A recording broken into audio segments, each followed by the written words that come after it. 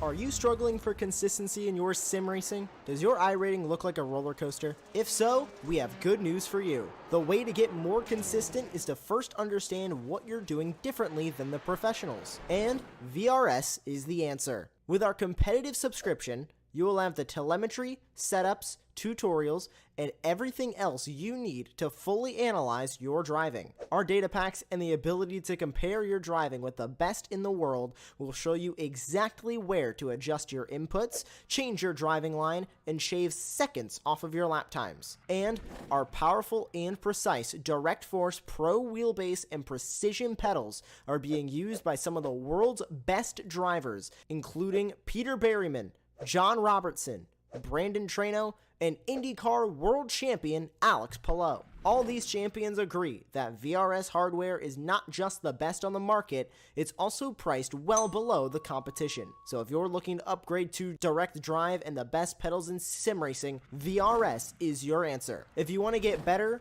get faster, and make it happen sooner rather than later, you owe it to yourself to find out why so many people are switching to VRS. You'll be so glad that you did. Visit www.virtualracingschool.com and learn why the best use VRS.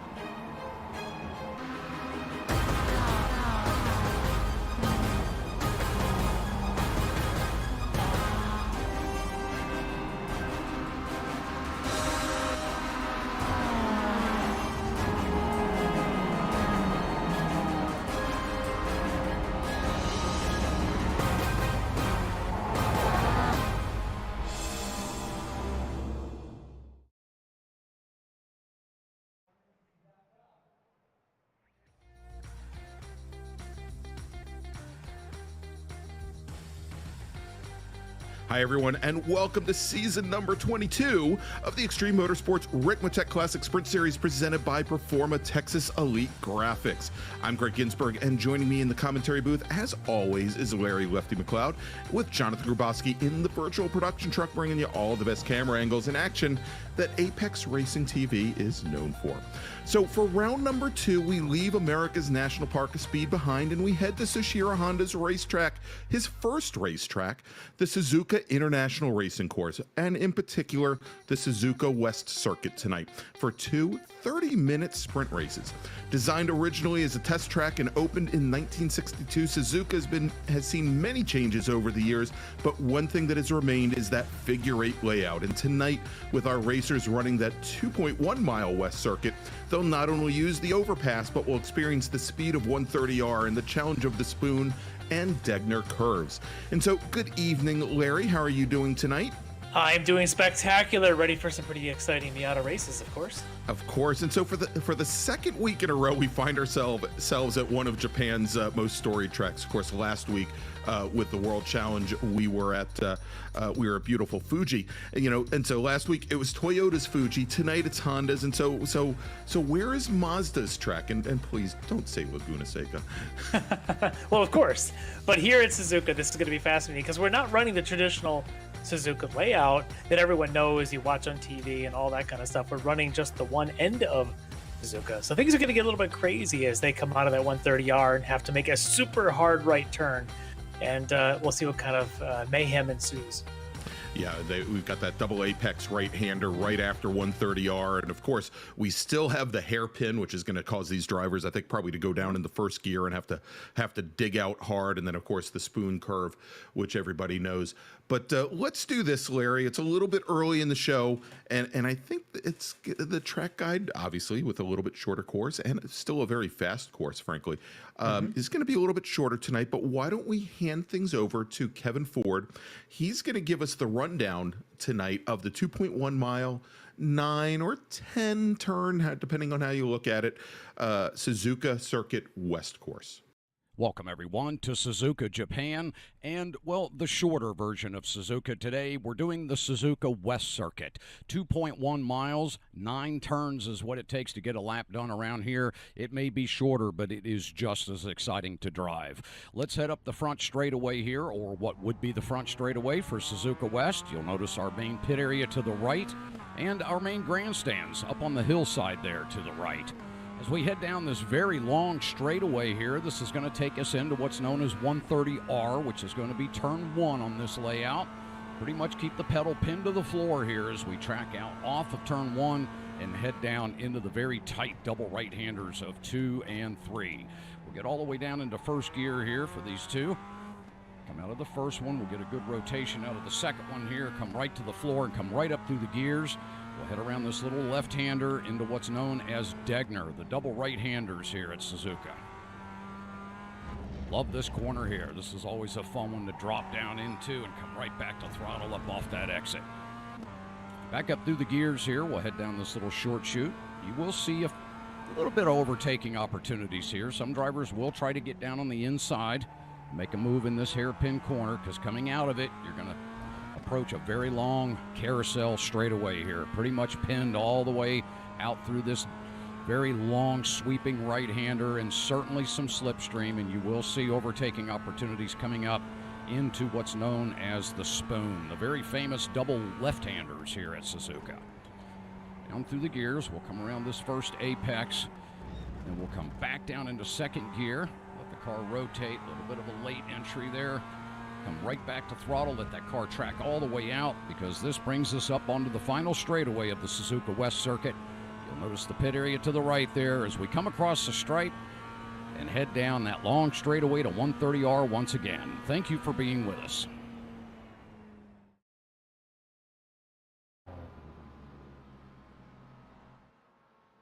All right, and we are back, and thank you so much to Kevin Ford for tonight's track guide of the beautiful Suzuka circuit, or about 2/3 of the Suzuka circuit. It's the West course tonight, Larry. And, you know, it's funny, you know, I was just trying to compare what Kevin was doing out in the MX-5 on the West course here tonight compared to how he was struggling last week at Fuji with the GT4 car. Big difference. A little bit easier for Kevin tonight, I think, in the MX-5. Much easier car to throw around this type of circuit. But I will tell you, I did do a couple laps of this configuration earlier tonight. It's a busy config because you don't just come through that chicane and get the nice soft run down into the first couple of corners. You don't have the nice rhythmic S's that you come back for. You skip all that.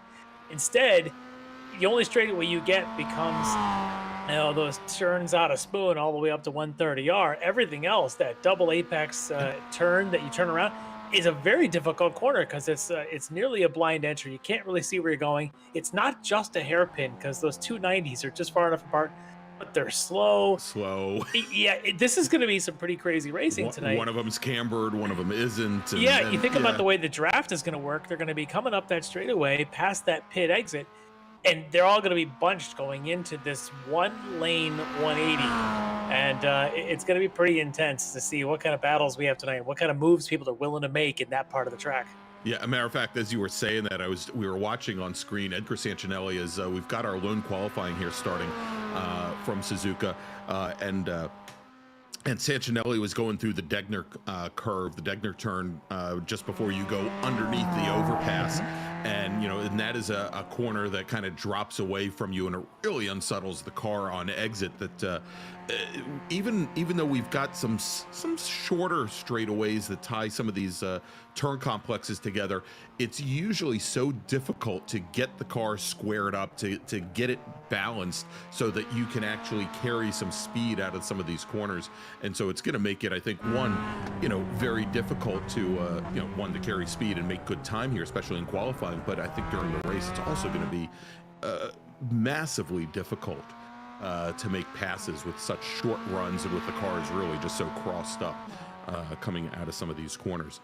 But as I mentioned, we've got our drivers now underway for their 15-minute qualifying session. It is what we call a lone qualifying session, where the drivers essentially have the track all to themselves. We give them 4 flying laps in order to set their best time and set the grid for tonight's race. And as we're watching right now, Chris Thorman, who was our fastest driver on track during the week and during practice, and he was putting times in the 1:30 range.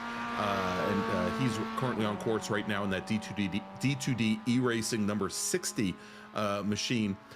Chris is one of our pro category drivers. Well, we'll jump over right now to one of our other pro category drivers. This is Travis Schwenke from Orion Racing.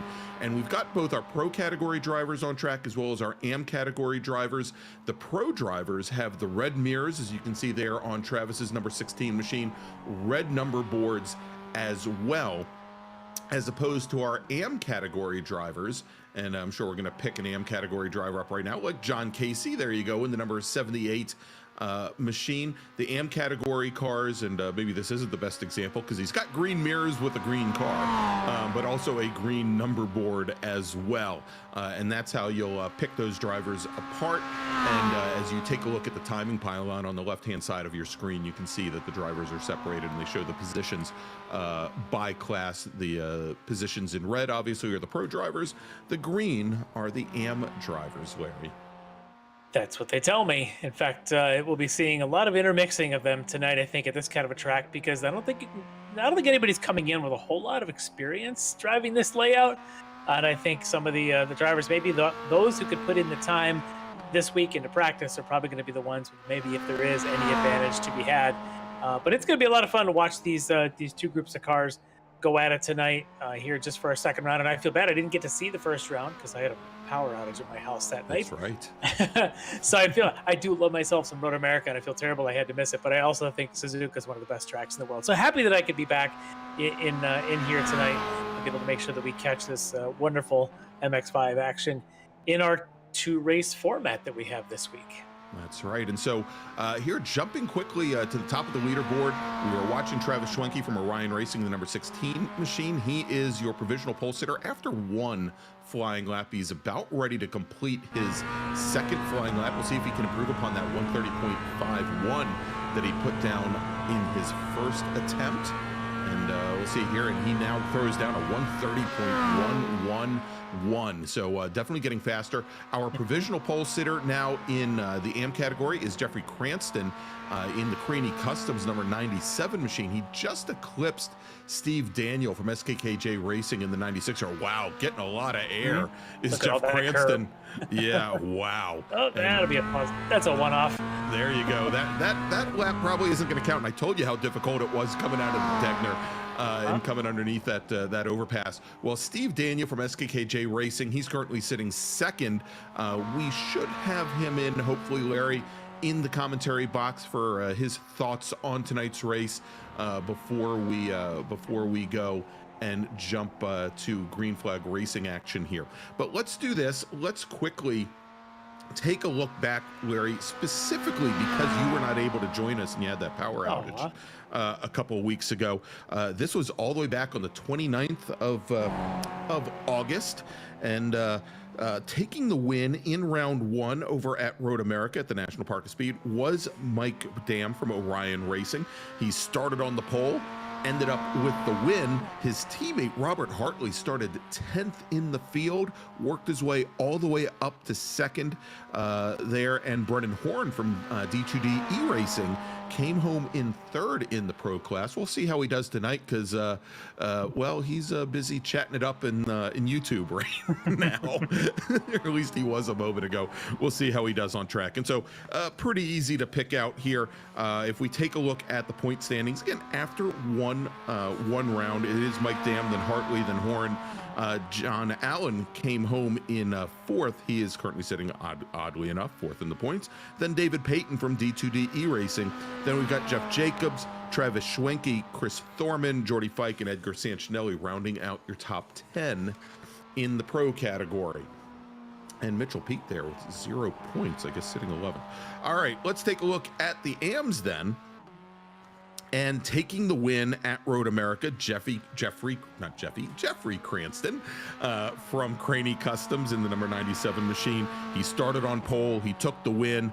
Bobby Childs in the D2D iRacing MX5 came home in second after having started on the outside pole in AM. Steve Daniel managed to work his way clear of Mike Taylor to come home in third. Taylor starting third, finishing fourth, and then we had Frito Sport Racing's Greg Brockway rounding out the top 5.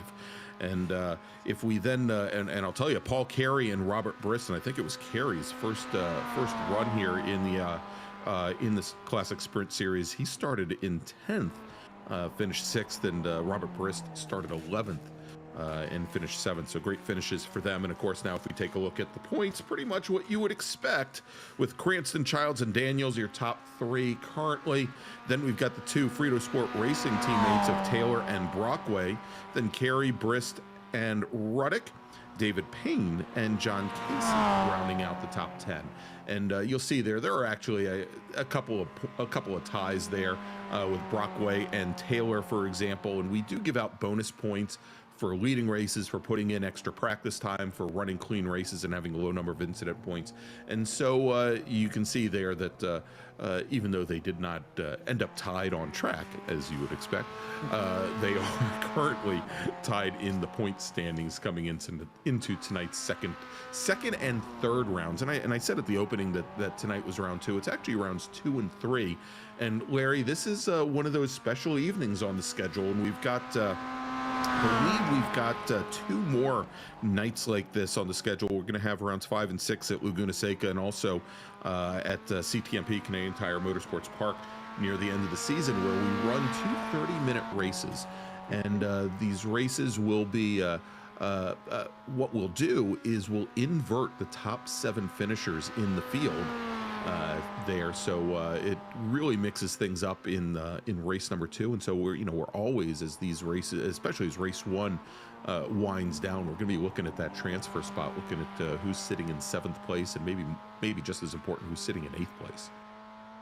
Yeah, that's definitely going to be interesting tonight to finally bring that back. I'm looking forward. I think this track is the perfect venue for a double sprint format, considering how busy and how crazy it could get. It'd be great to have a halfway point reset, so we're going to get one of those tonight. And we'll see who gets the coveted 7th spot for the pole position in the second race. All right, so yeah. Yeah, definitely. So, Larry, I was just going to say, with about 5 minutes left in qualifying, we've got Steve Daniels sitting in the green room right now, driver of the number 96 SKKJ Racing Mazda MX-5. Why don't we bring him in, get his thoughts on tonight's race? All right, we are joined by Steve Daniel from SKKJ Racing. Steve, how are we doing tonight? Steve seems very quiet this evening. Perhaps getting microphones set up here in Discord. We'll give him a sec. Yep. Hey, there he is. Selected the wrong window. So I see you've got your qualifying laps in. You feel comfortable with those laps? You know, it's about best I've done at this one, because this is a tricky little track, that's for sure. It seems to be. Is it just the uniqueness of the double apex U-turn that's in there, or is it just Suzuka in general that tends to catch a lot of people out? I think it's this double apex, and then the Mazda after the update just seems to be not quite as stable as I remember, so I've been bouncing around a little bit. It could be an interesting first couple laps as we get the race going tonight. But you had a pretty decent result in the first round, a 3rd spot up there on that podium. What are the aspirations for tonight? Is tonight a limit the damage, or do you think you maybe got a shot to take a round here in the AM category? Yeah, I think this one's going to be a tough one. Not sure if I've quite got the pace, but it's certainly going to be survive and see what happens with the rest of the field. Well, I see, at least right now, got out-qualified Jeff Cranston, so it's got you right there on the outside of the front row there, or I guess, theoretically, in the AM category. But you got a couple spots down, I think, to Bobby, so maybe gotta put the hex on Bobby to see what you can do to keep up to him. Yeah, both of those guys are definitely a lot of fun to race against, fast, but every once in a while have some issues, so we'll see how it goes. So tonight we're running the twin sprint format, right? The 30-minute, and then we invert the top 7 and we run the other 30-minute. What's your thoughts on this? Is this a format you prefer, or would you prefer the single long race type? I'm still one who prefers a little bit of a longer race because I tend to be more race pace and try to survive, where these guys, a lot more people go for it in the 30-minute races, and it makes it a little more challenging. Yeah, it seems to be, and maybe even the extra wild card that not everyone knows this configuration. And frankly, I don't know that Suzuka gets all the love so much in iRacing as some of the newer tracks. But personal favorite of mine. But everybody's got their own choices, right? Yep, it'll be fun. Yeah, absolutely. So, any other thoughts going into tonight? Any anything else you want to maybe tackle, or anything you want to bring up about this kind of place? Any good memories of Suzuka? The nice thing about this league, I think everybody's very respectful. So even though it's a tough track, it's a lot of cars, everybody tends to do a pretty good job of being mindful and trying to get everybody to the end of the race. So looking forward to that. Yeah, definitely. I think it's one of the best things here about the Ricmotech League is it is very fair. Everybody does work real hard to get good, clean races, and we can all appreciate that. So I'm looking forward to a nice, clean race, a good, clean start for you, and maybe you can be able to make a couple of spots there and try to keep up with Bobby there for this race. But so good luck tonight, and maybe with any luck, we'll get a chance to talk to you at the end of it. All right. Appreciate it, guys. Thanks, All right, there you go. There's Steve Daniel, driver of the number 96 SKKJ Racing Mazda MX-5. And as qualifying technically not complete, Larry, we've got about 1 minute and 10 seconds left, but every single one of our drivers has completed their 4 flying laps. So let's go take a look. We'll run down things here. Your pole sitter for tonight's race, it's going to be John. I don't know why I'm reading this because we're gonna say it again with the grid anyhow. But John Allen there with what is this? Just about a tenth of a second separating he and Travis Schwenke and really about 21 thousandths there between them. But if you look at the other gap that's fascinating is how tight the entire field is you've got just 5.5 tenths separating the top 6 or 7, and you 1 second really covering the top 13 if you include the AM drivers up in there. That's going to be some really tight racing, and I will say I think Suzuka in general is a difficult track to pass normally. Your best chances are going into the chicane towards the end of the lap on the big circuit, and the other is if you want to make a dive bomb down into turn 1. You eliminate the option to turn 1, and suddenly you've got a difficult passing track. So we'll see what kind of moves we have here tonight, if we can get somebody who can force some side-by-side action, or if everyone's going to try and play conservative and wait for that inversion to happen in race 2. So we'll have to wait and see. There you go. And so now qualifying has just ended, Larry. But before we throw up the starting grid, if you like what you're hearing tonight, and by looking at the chat on YouTube, I can see that although Dean Dibdall's not racing, Daddy Dibdall said he's here tonight just for his track fix guide and to listen to you and me, Larry. Oh, so thanks, Rich. There you go. Thank you, Rich. But if you like what you hear, if you like what you see, please go ahead and give us a thumbs up on YouTube. And if you haven't done so already, go ahead and subscribe to Apex Racing TV and click on that notification bell so you can find out about all the great action that we have seemingly around the clock for you. And of course, you can find us on Instagram, on Facebook, and on Twitter at Apex Racing TV. All right, so Larry, let's go and we'll run down the starting grid here for tonight's race. And for some reason, I'm only showing now 12 cars, and I'm not sure why. Jonathan's got it up on the screen. We'll go with that for now. Yeah. We're going to wait a second. So our timing seems to have lost the other half of the field. I mean, I think this is good, Larry. We only run like 3 rows in each category, and we should be good to go. Well, I'll tell you what I can read off of the iRacing grid, so we'll go with that for right now. On the pole is John Allen with that 130.09. On his outside is going to be Travis Schwenke on the outside of row 1. On row 2, it's going to be Rob Hartley on the inside, lined up alongside Brennan Horn on the outside of row 2. Row 3 is going to be Nate Nicholson and Chris Thorman. On row 4, there's a whole chat going on now with race control with the drivers. We have to wait and see how this goes. Let's see. Although John Allen's sitting on the pole, he's happy to start the pace lap. Yeah, but Rob Hartley's out there, and I don't see a Travis Schwenke. So I think what may be happening here is the heats were set up to split the field. And so what looks like it's going to happen is a 30-minute heat race with half of the field, and then another 30-minute heat race with the other half of the field. Let's see because that's what I'm seeing also in the timing and scoring that they took. Yeah. All right, so John, is it possible for you to throw that grid up? We'll at least run down what we've got, cars we have on course. There you go. All right, so on the pole is John Allen from Seamless Racing. Starting right next to him on the outside of the front row is going to be Robert Hartley from Orion Racing.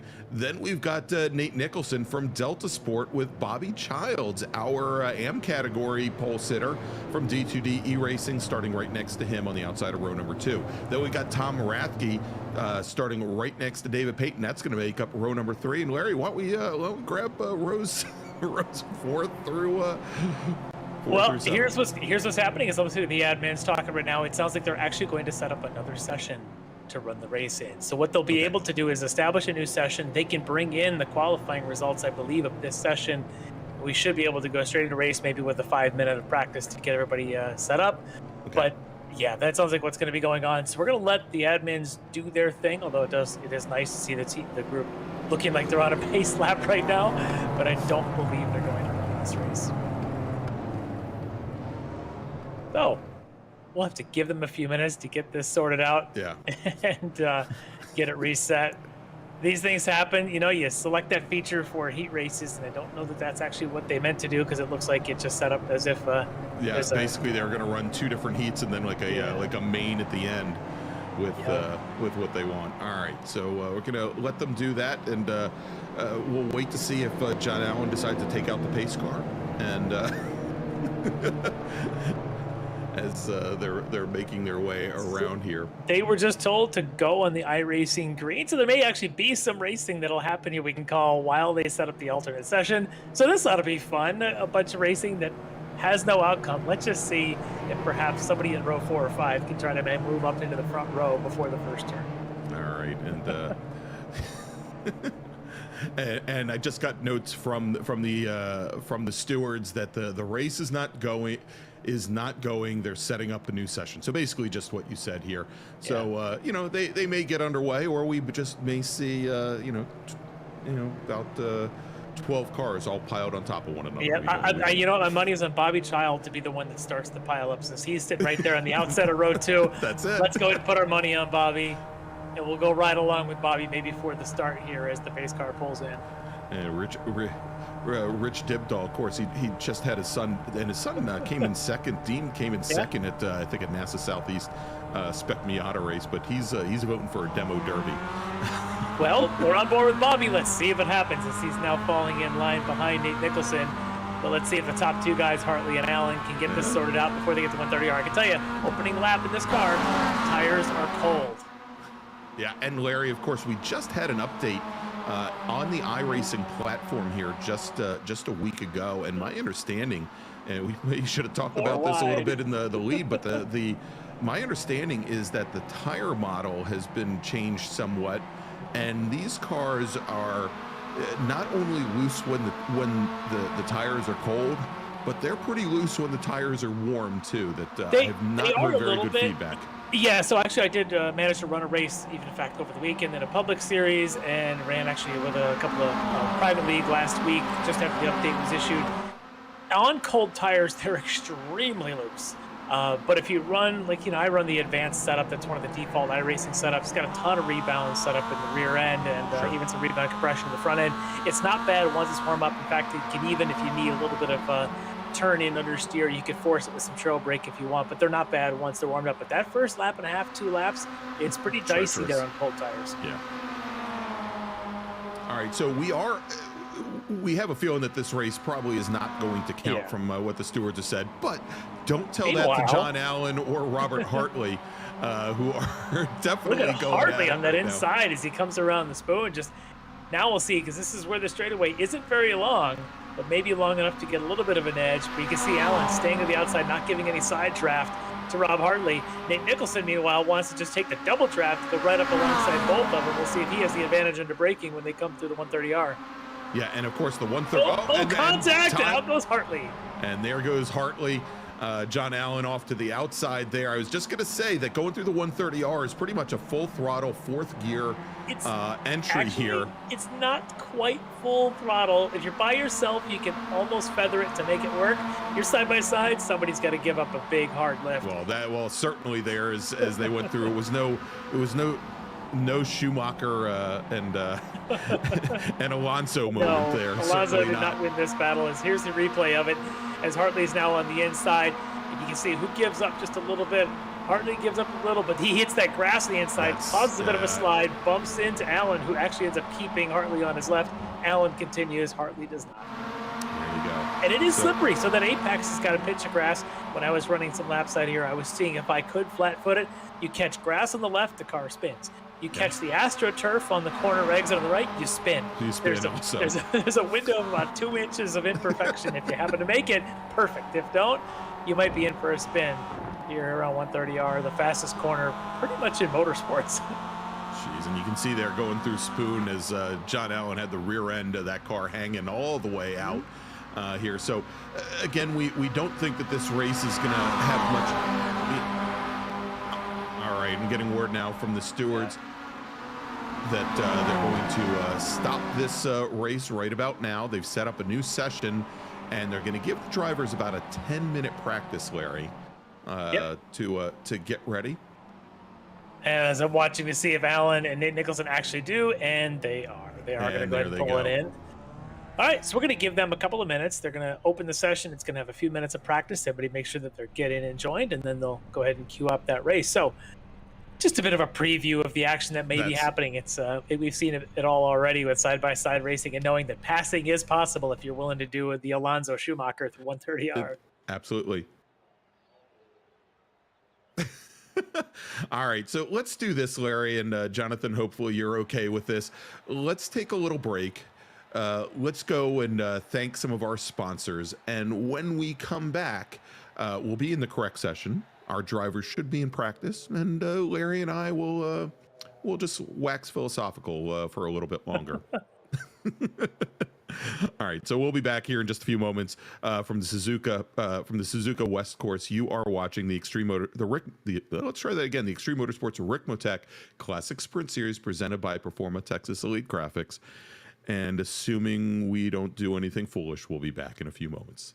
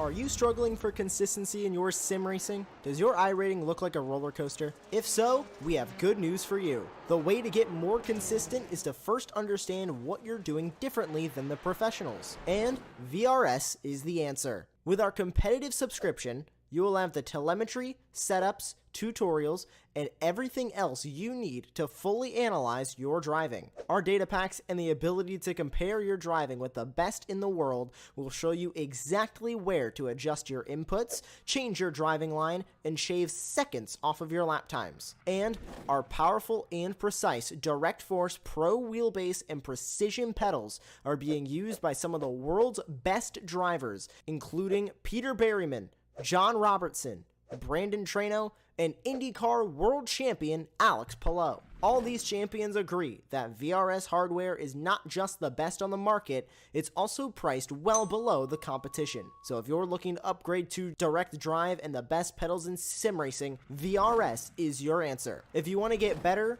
get faster, and make it happen sooner rather than later, you owe it to yourself to find out why so many people are switching to VRS. You'll be so glad that you did. Visit www.virtualracingschool.com and learn why the best use VRS.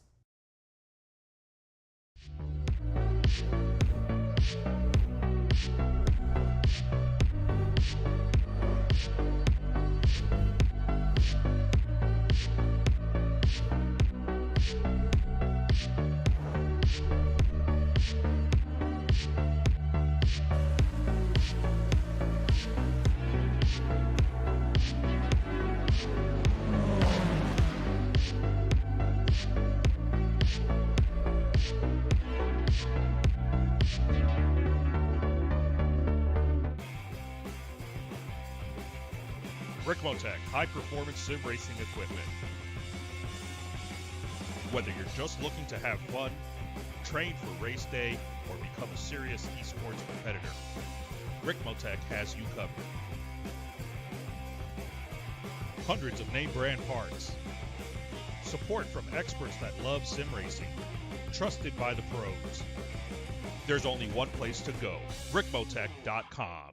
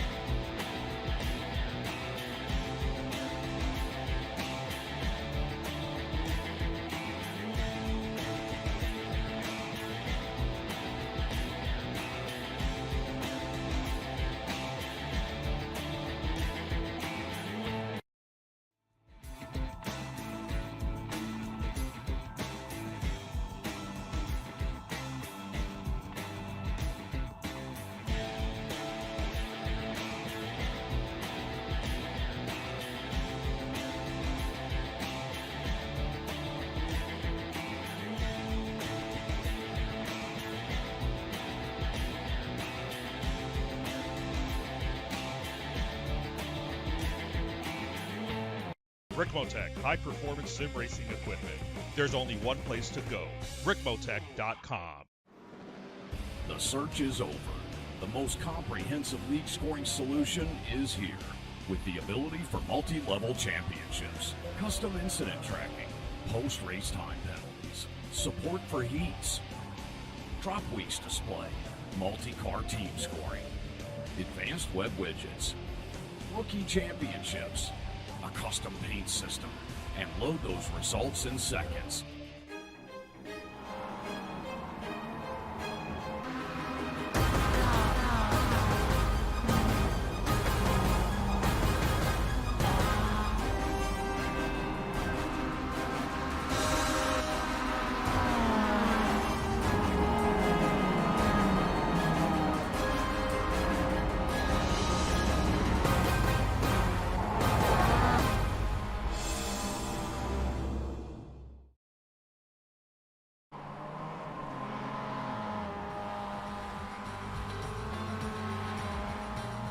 Knock, knock, knock. Is this thing on? Yes, we are back here at the at the Suzuka West Circuit for the Extreme Motorsports Ricmotech Classic Sprint Series. I'm Greg Ginsburg along with Larry Lefty McLeod, and let's just pretend that the last 25 minutes didn't happen, Larry, here as we get ready for our first of two 30-minute races this evening. I heard this is all normal, that Michael Massey is now the race director here, so this is just fine. That's right. They called him up from V8 Supercars or whatever. Kevin's going to kill me for that line, but that's okay. Yeah. Oh my gosh, yeah. So we apologize for the technical issues. It wasn't much that Larry and I could do about that. Well, we've got about a minute. Speaking of Kevin, do you want to just bring him in and have him straight from the horse's mouth give us a bit of an update? Actually, you know what? Let's do that. Let's bring in Kevin Ford, one of our race directors and stewards tonight, and we'll let him explain exactly what we're doing here for the rest of the All right. Hey, Kevin, you're on with us. Do you want to just give us a quick 30-second recap of what happened and what we're going to do? Yes, sir, I sure can. We have reset the session. We had a little issue with the heat session there loading up. We had a couple of drivers that were not able to grid, so we had to quickly punt and reset a new session, and we are ready to go for our dual 30 minutes here tonight. Awesome. That's good. It was kind of fun, though, watching that little practice race there between John Allen and Rob Hartley punting each other off the track. Yes.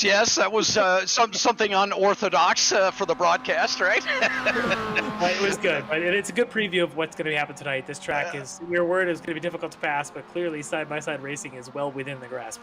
Oh, you bet. This is going to be a thrill for sure. Really looking forward to it. All right, I got to head back into race control, guys. Have a good show. Thanks, Kevin. Thank you, Kevin. There you go. Kevin Ford, our race director, and I believe he'll be calling the green flag start here. So we want to make sure he can. There's a shot, I think, of the starter stand there. He's going to need to crawl right on up that and get ready to give the green flag to our drivers.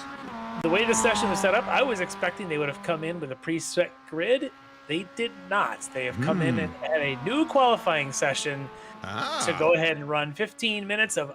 Should we bring Steve Daniel back into and read the interview pre-race? But just kidding, Steve. If you're listening back, you just do your qualifying and enjoy your race. But so they are going to redo qualifying. We'll see if it ends up in a different order. Everyone's had 15 minutes of pre-qualifying. Now they get to apply whatever they learned to this new session. All right. So if you don't end up on the pole, well, be a little upset there. Actually, we'll find out exactly how this is going to play out. So once again, we have looks like a 15-minute lone qualifying session here, where once again our drivers will have 4 flying laps in order to set a fast lap and set the grid for race 1A, I guess we'll call it here this evening. So you and I get to do something unusual, I guess, for the Ricmotech series. Often we end up doing a lot of other recaps and point standings and interviews during qualifying. We don't really track qualifying too much. We actually now have that opportunity to really see how everybody goes about their qualifying, see who comes out early, who comes out late, and who maybe does a reset after getting a flyer. My guess is they probably won't anymore, but it gives us a chance to kind of break down a little bit more of the qualifying strategies these drivers take. Yeah, and of course what we saw in the first, what we saw, and I'm sorry, I'm just laughing at something our director is giving us, but in that first session, we saw the drivers all move out pretty quickly now with a 2.1 mile course, a minute 30 times, things go pretty quickly, but all of our drivers were done at the 10-minute mark. When you brought Steve Daniel in for his interview, every one of our drivers had already completed their 4 flying laps, so they all went at it pretty much immediately from the drop of the green flag in the session. And right now, as I look to see which drivers we have out on course at the moment, all but 2. I was going to say only a couple drivers out at the moment setting times. They're all out there. Looking at everybody out there except for Russ Ruddock. It looked like Jeff Bobby Jacobs. Childs and John Allen were the only 2 that had stayed in the pits for a while. They are now out on course, and we're watching Bobby Childs right now from D2D iRacing. And we'll see if they've able to learn anything from their first go at it with qualifying, about specifically, as we talked earlier, about the way these new tire models maybe act, how well these cars heat up and get some actual grip and performance out of the tires as these 4 laps progress. My experience was the first lap is real sketchy. Second lap is better. The third lap seemed to be a really good flyer, but if you screw it up, you still have an opportunity, I think, on the 4th lap. They don't go away quite like the previous tire setup was, where almost they were, hot and fresh right out of the box, and then by your 3rd lap, they were basically, down to about 95% performance. Now it seems they come up in more like a traditional tire would heat up. Yeah.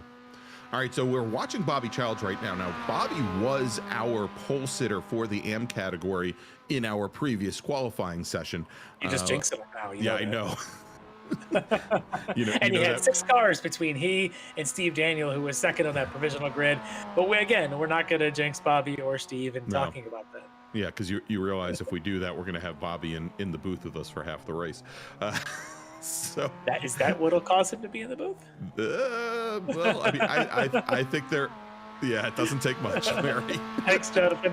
That nobody else heard, but yes, even Jonathan firing in there. But no, we wish Bobby the best, and hopefully he does have a good, successful couple of races here tonight. But let's keep our eyes on John Allen. So his lap time in the first round was 1:30.090, and that's actually what I think we should be looking for. He's now on his 2nd flying lap of qualifying. Now he's already, with his first one, has a 1:30.095. And so let's see if he can get into the 29s. I can tell you, again, conditions are different or whatever, but in the bunch of laps I ran earlier, I was able to get down into the low 30, 30.1, 30.2.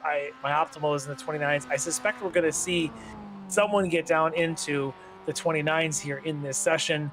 And would not be surprised if it's someone like a John Allen and maybe even a Rob Hartley could get down to that range, or maybe a Travis Schwenke, as he had done a .111 or 121 in his first go as qualified. But you look at some of the key points around this track to do it. You've got to break at the right point, and I say the right point can't be too early, can't be too late. Right there, where Nate Nicholson's going in, you got to cut across that first apex without getting a slowdown penalty. And ask me how I know. You also can't exit on the grass, but this corner where we're watching Bobby, the second half of Spoon Curve, you've got to nail just right, get on the gas early, because it is the longest straightaway on the track leading up to that 130R. I think those are really the key areas. The hairpin's pretty critical. There's a trail brake technique required. You got to get it to rotate right. So there's a couple of really good spots if you want to lay down that perfect flyer lap that you got to really be on top of. Bobby must have done it pretty well as he was able to crack into the 131.0. But look at Jeff Cranston now, 130.8 for him. Right. So good solid lap there, better than he had done in the earlier qualifying. So maybe there's one driver who's glad that we had to do a Groundhog's Day. Yeah, exactly. And that right now moves Jeffrey Cranston up to provisional pole for the AM category, whereas Bobby Childs sitting back in 2nd currently with a difference of about 0.2 of a second between, actually about it looks like 1900ths of a second separating them. But I'll tell you, as we just watched Jeffrey Cranston come through Degner, and you can see how unsettled the car got as he took a lot of that curbing at the apex, and compare that to a couple moments ago where we saw John Allen go through that there. And it's just little spots like that where that somebody like a John Allen can pick up a couple extra tenths. Yeah, I think you need a lot of curve there, but I think you need to be on throttle through it, and you can't have the car pitch and slide and then catch curb, because you've got to get all that braking. Car up. Yeah, exactly. You got to get the brake and turn in done, but then if you can catch the curb, there's like one of those Watkins Glen dips right at the apex you can get just right, and then ride it out without catching the 1X off track at the exit of it. But the key to me is it's downhill braking on what's probably the curving rumble strips on the left side of the track. That's the real critical part. So if we watch Travis Schwenke, you're on this part of the track here and hit the brakes, that's really the critical, because you can catch a lot of curve, which he does, but you got to do it smooth. You got to be on smoothly. Yeah, and you can see even there, the car was a little unsettled on exit as he came underneath the overpass. Kind of reminds me in some regards, although you're going downhill, there you're going uphill. Kind of reminds me of turn 6 over at Laguna Seca. How you've got that dip and you just kind of have to do it on feel. You don't get a good view of the apex, and you just kind of have to. It is a lot like turn 6. Yes, it is same sort of feel. You got to be on throttle. You got to hit it hard, but you got to do it. You got to set up so early. You can't drive down to the apex. You got to drive through it. Yeah, exactly. You can't wait on it and expect it to come to you.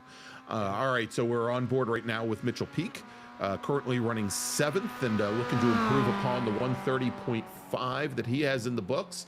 And as he crosses the line, does not improve, puts down a 130.67 as Mitchell has just finished his 4 flying laps. Best he's going to do is 7th in the pro category. So keeping an eye on John Allen, whose provisional pole sitter is on his 4th and final flying lap. As you can see him now coming down into Spoon Curve, not getting all the way across the exit curve. Interesting there, but does get a nice lead into the second half, as this is kind of a decreasing radius segment there. We'll see if this goes any quicker. He does set a personal best first sector, but I'm not sure his second and third sector is going to be quick enough. Does not look like it. So still going to stay on the .095.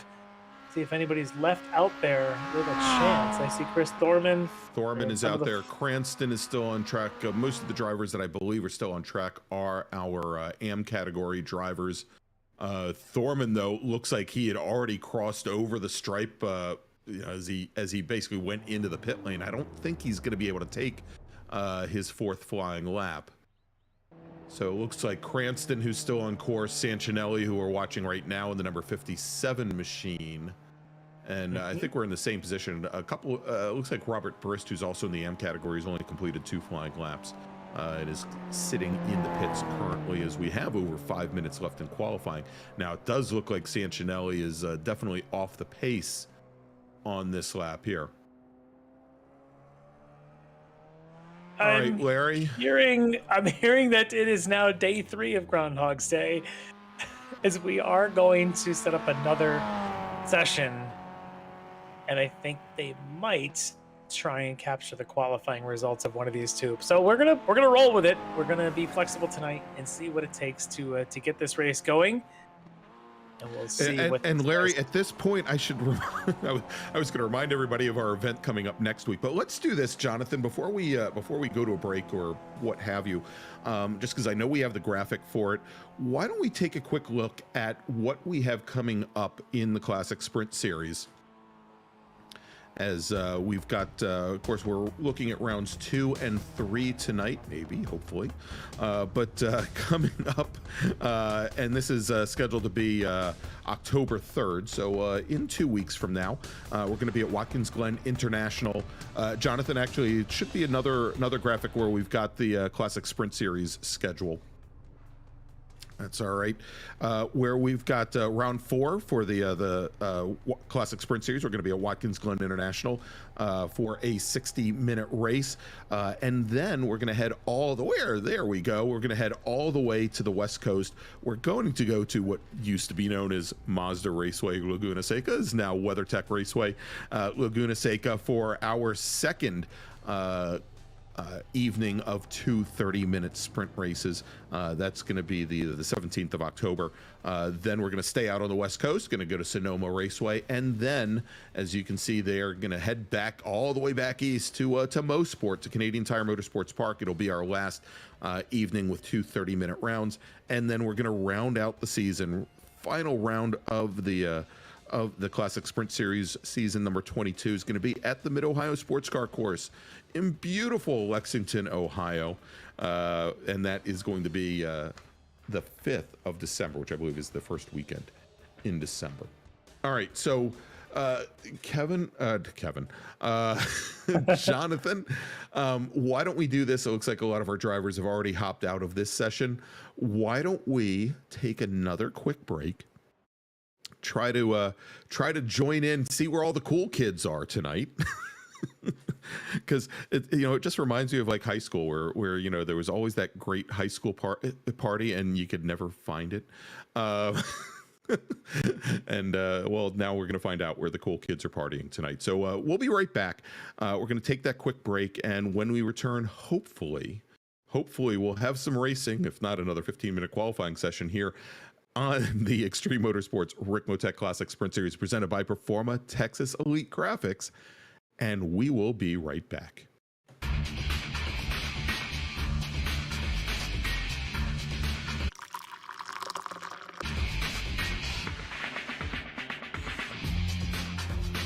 Allow Extreme Scoring to do the work for you. Ricmotech, high-performance sim racing equipment. Whether you're just looking to have fun, train for race day, or become a serious esports competitor, Ricmotech has you covered. Hundreds of name brand parts. Support from experts that love sim racing. Trusted by the pros. There's only one place to go, Ricmotech.com.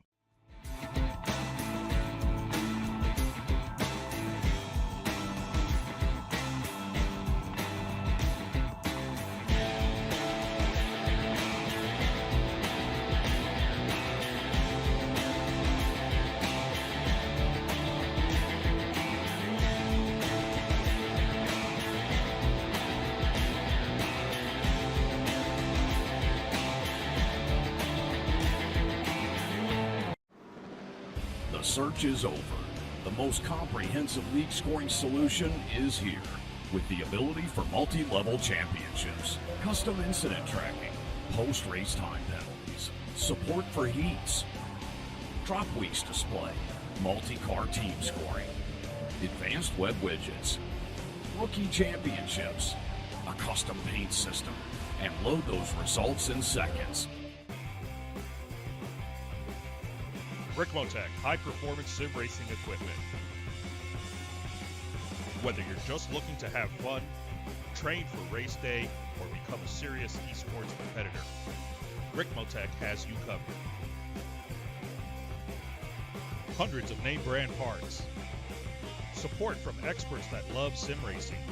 Trusted by the pros. There's only one place to go, Ricmotech.com.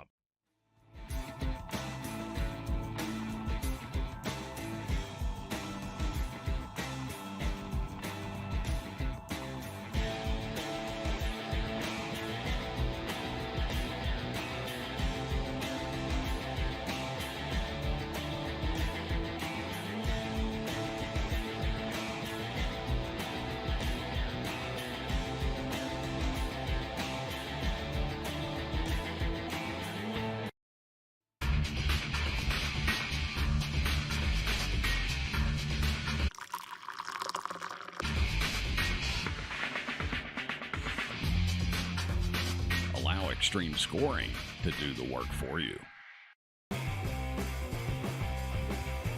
Ricmotech high-performance sim racing equipment. Whether you're just looking to have fun, train for race day, or become a serious esports competitor, Ricmotech has you covered. Hundreds of name brand parts. Support from experts that love sim racing. Trusted by the pros.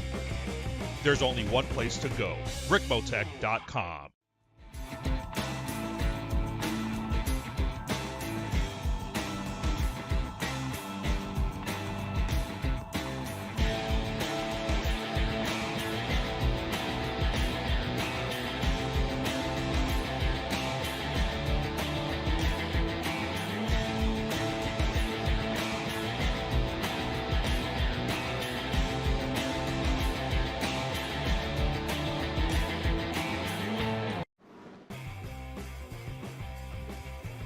Ricmotech high-performance sim racing equipment. Whether you're just looking to have fun, train for race day, or become a serious esports competitor, Ricmotech has you covered. Hundreds of name brand parts. Support from experts that love sim racing. Trusted by the pros. There's only one place to go, Ricmotech.com.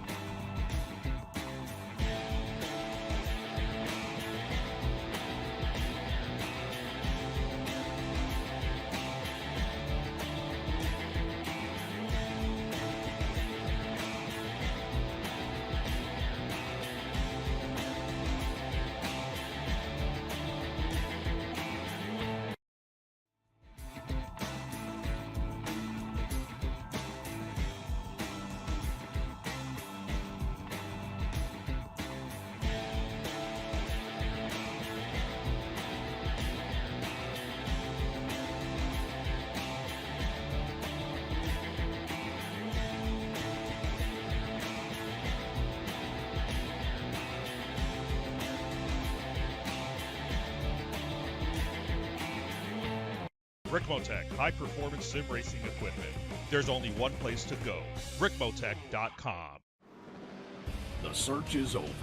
The most comprehensive league scoring solution is here, with the ability for multi-level championships, custom incident tracking, post-race time penalties, support for heats, drop weeks display, multi-car team scoring, advanced web widgets, rookie championships, a custom paint system, and load those results in seconds.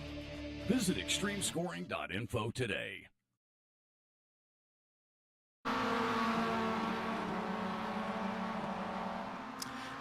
And welcome back to season number 22 of the Extreme Motorsports Ricmotech Classic Sprint Series live, we think, from Suzuka and the West Circuit at Suzuka. I'm Greg Ginsburg, still with Larry Lefty McLeod.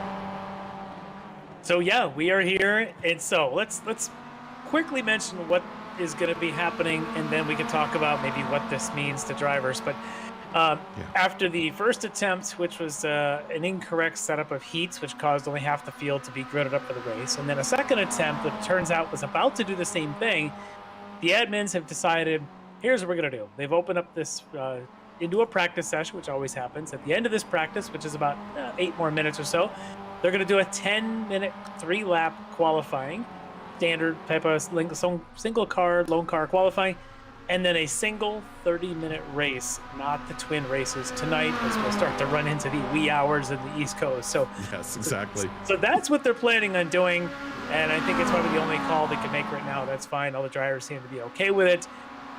But what I can tell you is, from a driver standpoint, Greg, you've done a lot of road racing yourself, where maybe you go to grid at your call, your scheduled point, you go to get in that car, and suddenly something happens on the track.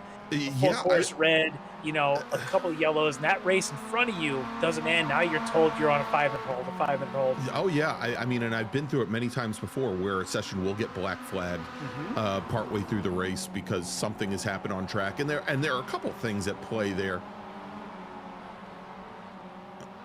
All right, and we're listening. We'll have to, and Jonathan, I don't know if you can check, but I have a feeling we may end up having to switch sessions again, from what it sounds like. Having been through this a couple times before, there are a couple things at play. Now, I mean, luckily for these guys, all right, so it takes a couple seconds. They're bouncing out of a session, going into another session, and they're getting a lot of extra practice time here, frankly, to keep warm and stay warmed up. When you're on track and you're in a real race car and you have a black flag, and what happens is, you come down the pit lane. In some cases, it's because they've got to do a lot of cleanup on track, maybe repair a tire wall, maybe remove a couple of cars, and you never really know. There's always a lot of uncertainty on how long you're going to be sitting on the pit lane. Sure. You can have and you're one of those drivers. You're sitting in your race car. Maybe they're lucky enough to let you get back out of it, but you're not quite sure when it's going to go. And it's the middle of August, and you're in Road Atlanta or Summit or one of these southeast U.S. racetracks, it's and it's 100 degrees outside. Yes. It's hotter in the car. So you've got that issue. These guys, these guys aren't facing that, but they are facing where it's the mental side of, hey, you know what? You get it all amped up. You're ready to start a race. You finish qualifying, and then suddenly you got to start over again. You're ready to start qualifying. You're ready to start a race, and then you're told to sit and wait. What does that do for you as a driver? What goes through your head to try and get ready for that?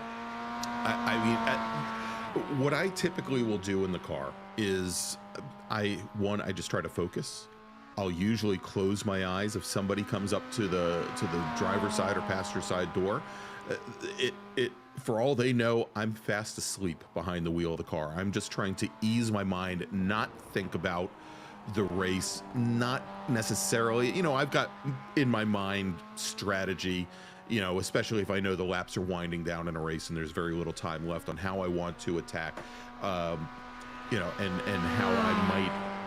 how I might form the rest of my race. But the most important thing for me is to essentially to remove as much stress as possible, because in the end here, and even for these drivers, I said, they move from session to session, they get some practice time, and it's not that big a deal for them. But there is a bit of stress and uncertainty involved to make sure that they're ending up in the right place. And I always want to be I always want to be as ready as I can to, and basically to be able to roll with the punches and not get myself too worked up.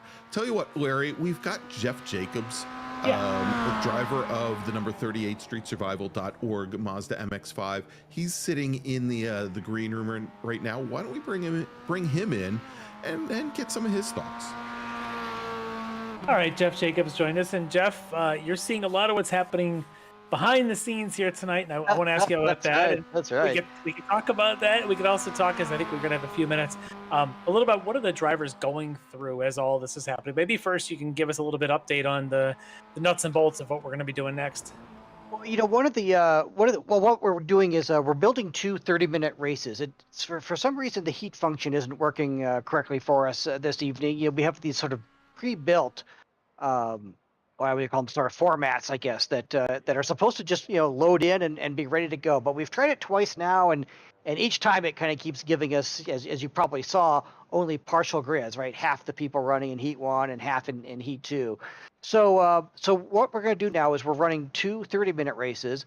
Kevin's actually going to use the qualifying order from that very first qualifying effort. He's just going to manually, over the radio, line folks up in that original qualifying effort, and we will run race number 1.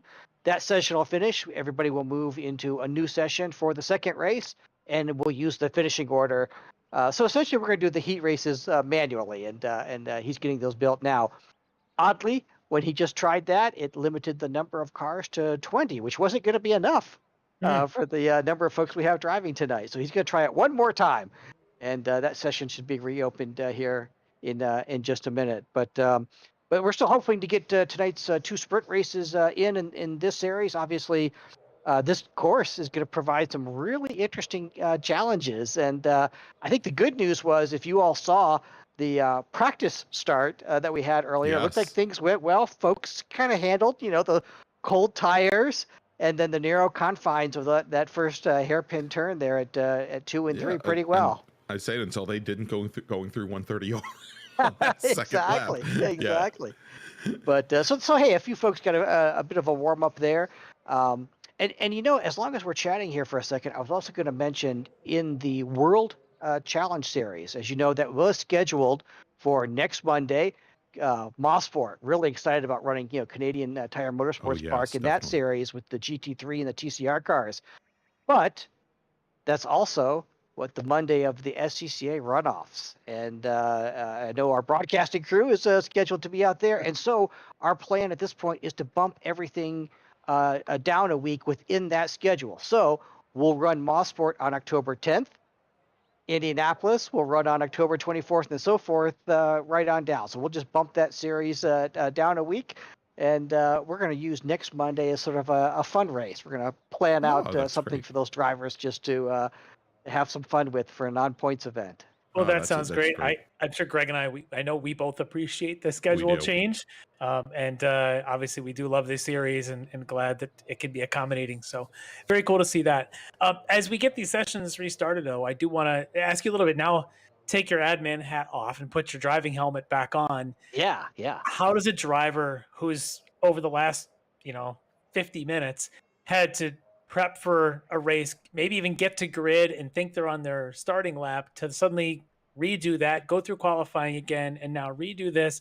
What would a driver be thinking right now in terms of trying to get mentally ready to start a race after 45 minutes of redos? Yeah, absolutely. And it's getting, I suppose our folks on the West Coast, they're not too bothered by this because they had a chance to maybe to have dinner and digest a little bit, whereas the folks on the East Coast are getting ready for bed, But hey, you're certainly right. Sort of maintaining that focus will be key for the drivers this evening, and I'm sure this group can handle it. But it's sort of, I suppose you could say it's like some of the real life races, whether it's weather or some other reason that really delays the races. And man, you got to keep that focus because when it's your turn to go, it's your turn to go. Yeah. It's like getting red flags in an autocross at the national championship. You get red flagged once or twice or 3 times, and you got to get yourself mentally prepared. Jeff may know, I use this example from personal experience recently where, at an autocross, you get a red flag, you have to go restart that lap. And no matter how good or bad that lap may have been, and at the national championships, you get yourself ready to take a run and you get red flagged in your first run. Okay, so you go and you redo that run, then you're back on schedule. Then you go to take your next official run and you get red flagged on that run and have to mentally get ready again. You take your rerun and you have to go back to the line one more time, and you're already thinking, am I going to get all the way through the course? And then you do get red flagged again. It's very much like what we're seeing tonight. Is I'm kind of having my own flashbacks, but there is definitely some sort of a mental game you've got to play, and you got to have some sort of ability to go back to the well one more time to say, all right, this is going to happen. I'm going to be ready for this. I'm not going to get caught up in what qualifying could have or should have been, or what would my starting position have been, what would be, different. At this point, these drivers have to just put all that behind them and just say, I see green flag, I go. Exactly. No, that's right. That's right. And they've had the opportunity to do some our 2 practice sessions on Wednesday and then 2 practice sessions on Sunday. So I know everybody's well prepared for this, and we appreciate everybody in this league as well, as much as they take it seriously in terms of putting in the practice time and really trying to put in a high quality race. I think this is also a pretty fun-loving group as well, and they kind of roll, with the punches when there's these oddities. It tends to happen right after one of the updates, and so I think for next time we'll probably set up some sessions to actually go live right after the updates, make sure everything's working in the features that we want, and not wait for race night. These things happen. I've seen it, the same thing, and you're right. It's iRacing throws these updates out there, and sometimes they change the functionality for the admins, not just the tire models. That's right. Well, one of the things that maybe I was going to say real quick, Jeff, and this might be something for you to discuss with Kevin Ford. John Allen's in the chat on YouTube, and he says he wants a bonus point for every provisional poll that he's had tonight. Yeah, as long as he's willing to roll those incidents over from each session as well, We'll have a chat with him. Yeah, we'll have to talk to him about that. Exactly. Well, right, Jeff, one of the challenges I think that folks have also been dealing with, kind of with the new build is the not necessarily a new tire, right? But it does definitely seem like there's something different, with the Mazda now, and the drivers are having to adjust to that.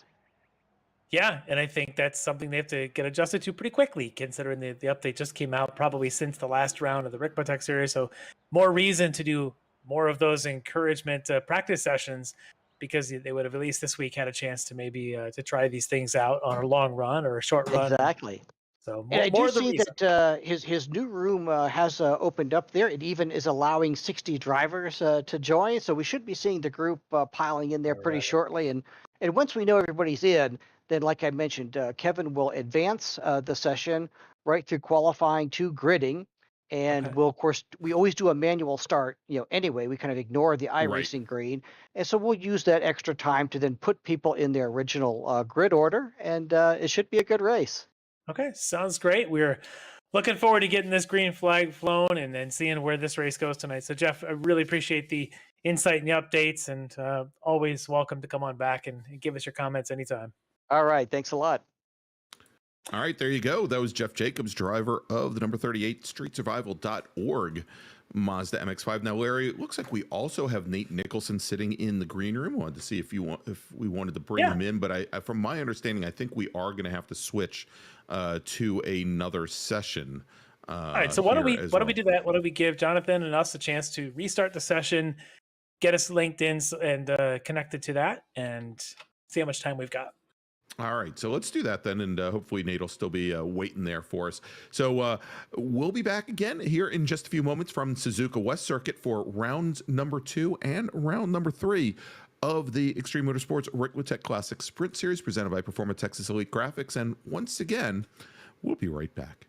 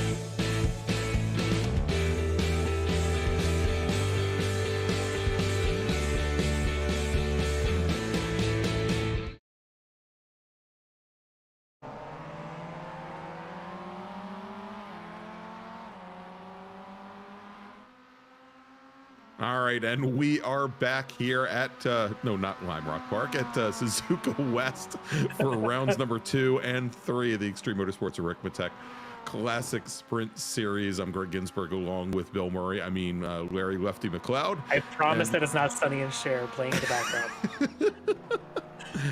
All right, so Larry, tell you what, now that we're back and we think we have the right session, and we might have a few moments here before we grid up for tonight's first race, we do have Nate Nicholson in the green room. Nate is the driver of, he's the driver of one of our cars. He's driver of the number 23 machine. Why don't we bring him on in? All right, we've got Nate Nicholson. Nate, it sounds like the practice may still be going, but once they advance it, we'll make sure you get out of here. But appreciate you taking a few minutes to join us. What's going through your mind as you watch these redos and the so-called Groundhog's Day happening? How are you staying mentally ready for a race? It's difficult right now. I think we may actually have to do it again because. Oh no, okay, so they are going to run it. We're going to run full circuit this race, apparently. Okay. Yeah, Larry, I just got word that one of the issues that they're having is the number of drivers they can fit on the West Circuit. And so they're going to do the entire Grand Prix circuit. Yeah, so... okay, well, you'll definitely want to get some practice in, I'm sure. Yeah, it's going to be interesting. I mean, these races are always so much fun, and this just throws another thing in there to make the races chaotic. So I guess we'll see how this goes now. Yes, yeah, this will be an interesting thing. I don't want to hold you too much. I know you want to get some practice in. No, I'm in no hurry. Practice all week for the West config, and now we're going to throw the full one at you. At least it's not the other way around. Hopefully, you had some time before on the full circuit. So having said all of that, this kind of race, this kind of tight racing that goes on, you even had a chance to practice, I guess, the first couple of laps there on the first attempt. What's your thoughts on passability and actual racing that may be happening tonight? How much of that are we going to see tonight? Is it that difficult of a place to get a move made? I think what's really going to, initiate the passes is someone trying something, someone getting a little antsy and maybe slowing each other up. And then, the rest of it's capitalizing on that. So I think that's what's really, if everyone decides to, be, a good follower and follow through, then, it may be boring for a little bit, but at some point, someone's going to want to pass. So I think at that point, when things start getting mixed up is when, more side-by-sides and people, capitalizing on exits and whatnot will happen. Yeah, I think because I think this is one of those tracks where if you get a little bit in a bad corner entry and it ruins the exit, this track being such a technical track really does hurt you for a corner or two. And that you're right. I think that's going to end up throwing those little wild cards in over the course of the race, and we'll see how that goes. Well, I'll let you get out to get some practice in. Get through the chicane and down into to turn one, and hopefully we'll get a chance to talk to you if there's time at the end of tonight. All right, see you guys. All right, good luck. All right, there you go. Who are we? Do we have a track guide set up for the entire layout right now? Can we? I was going to say, do we need to walk through this? I tell you what, why don't we do that? Why don't we pick a driver who's somebody coming down the front straight, and we'll see if we can just kind of ride along with them maybe and walk through the differences now that we've seen the West Loop. We'll go back to the more traditional, the Grand Prix circuit layout. As we are on board now with David Payne, and you can see coming down this long downhill front straightaway into this turn one, which is just kind of decreasing radius all the way through. As you come out, critical to get on the gas hard because then you start the rhythmic S curves. You can see here David just chasing Nate Nicholson there on track up in front of him, using every ounce of curve you can. You can see the looseness and how difficult this new model is of the MX-5, trying to hold that rhythm as the S's climb all the way through, and I believe is the Dunlop curve coming up here in a couple of corners. We'll switch over to the left-hand corner, which is now the Dunlop curve coming through. And whereas we were watching the entrance to the Degner curve earlier with that cut through, they've got a much longer run now as they come into much Degner. faster. You still have that hop of the curbing, but incredibly fast. As they go through that little dip and then come underneath the overpass and then head down towards the hairpin. Again, the big difference here now is they're going to be taking the hairpin in the opposite direction, I believe. Oh, no, I'm sorry. The big thing is going to be Degner, of course, now. Yeah. The other will be at the end of the 130R. It's a different braking point if you're taking the traditional Grand Prix chicane than if you're taking the 180 or the double right-handers with the short lane cut through. It's a little bit later braking point, and it's a little softer braking, just a little bit, because you can take that chicane just slightly faster, which I found out trying the other way, which was using all my experience in Suzuka and trying to enter the crossover road. And it took me I'm going to be honest, about 6 or 7 tries to find a braking point that didn't put me in the grass on the outside. So this is the easier way to transition, is to this way. We'll stay on board here with David Payne coming up this back straight out of Spoon up to 130R. This should all be the same as it was before. He's now probably got a bit of a draft on the tail end. Just a practice session, of course, but you can see here sliding out. Watch for that AstroTurf. Yeah, and now the big difference, though, Larry, is of course, you carried all that speed through 130R, but now you've got that chicane at the what they call the casino, not casino. Oh my God, the Casio triangle. Yes. Thank you. But you can see how the chicane is about another 20 yards past where the cut through is, so your braking point automatically changes with that, but it's also a different angle of entry than you would if you were making a hard 90 across. So definitely changes the rhythm of everything they had practiced this week. Other than the fact that they've got another third of a course that they didn't practice, and I think that we'll see here how long it takes for them to really warm up to the S curves here, Larry, because as you mentioned, with these decreasing radius turns, it's normally a section that has a lot of flow to it, but as we were watching Payne go through that section here, probably his first time in quite some time, you could see there how unsettled the car was getting about midway through that complex. I run a lot of different. This is one of my personal favorite tracks. Now that we're using the full layout, I can talk about the other parts of it. Those S's are one of my personal favorite sections of tracks anywhere in the world, because coming from my autocross background, I love slaloms and high-speed transition. That's exactly what that is you come out of that opening sequence of the lap and you get the large decreasing radius, and suddenly it is a high-speed transition. And typically in the MX-5, you can flat foot the first left-hander, you kind of lift check up for the second, but you got to use all the curve, and now it starts to climb a hill. And the third one, which is another left, suddenly you've got to back off the throttle a lot and hold that in, and you can't be aggressive on the gas because then it levels out as you go around the last part of it, the fourth piece.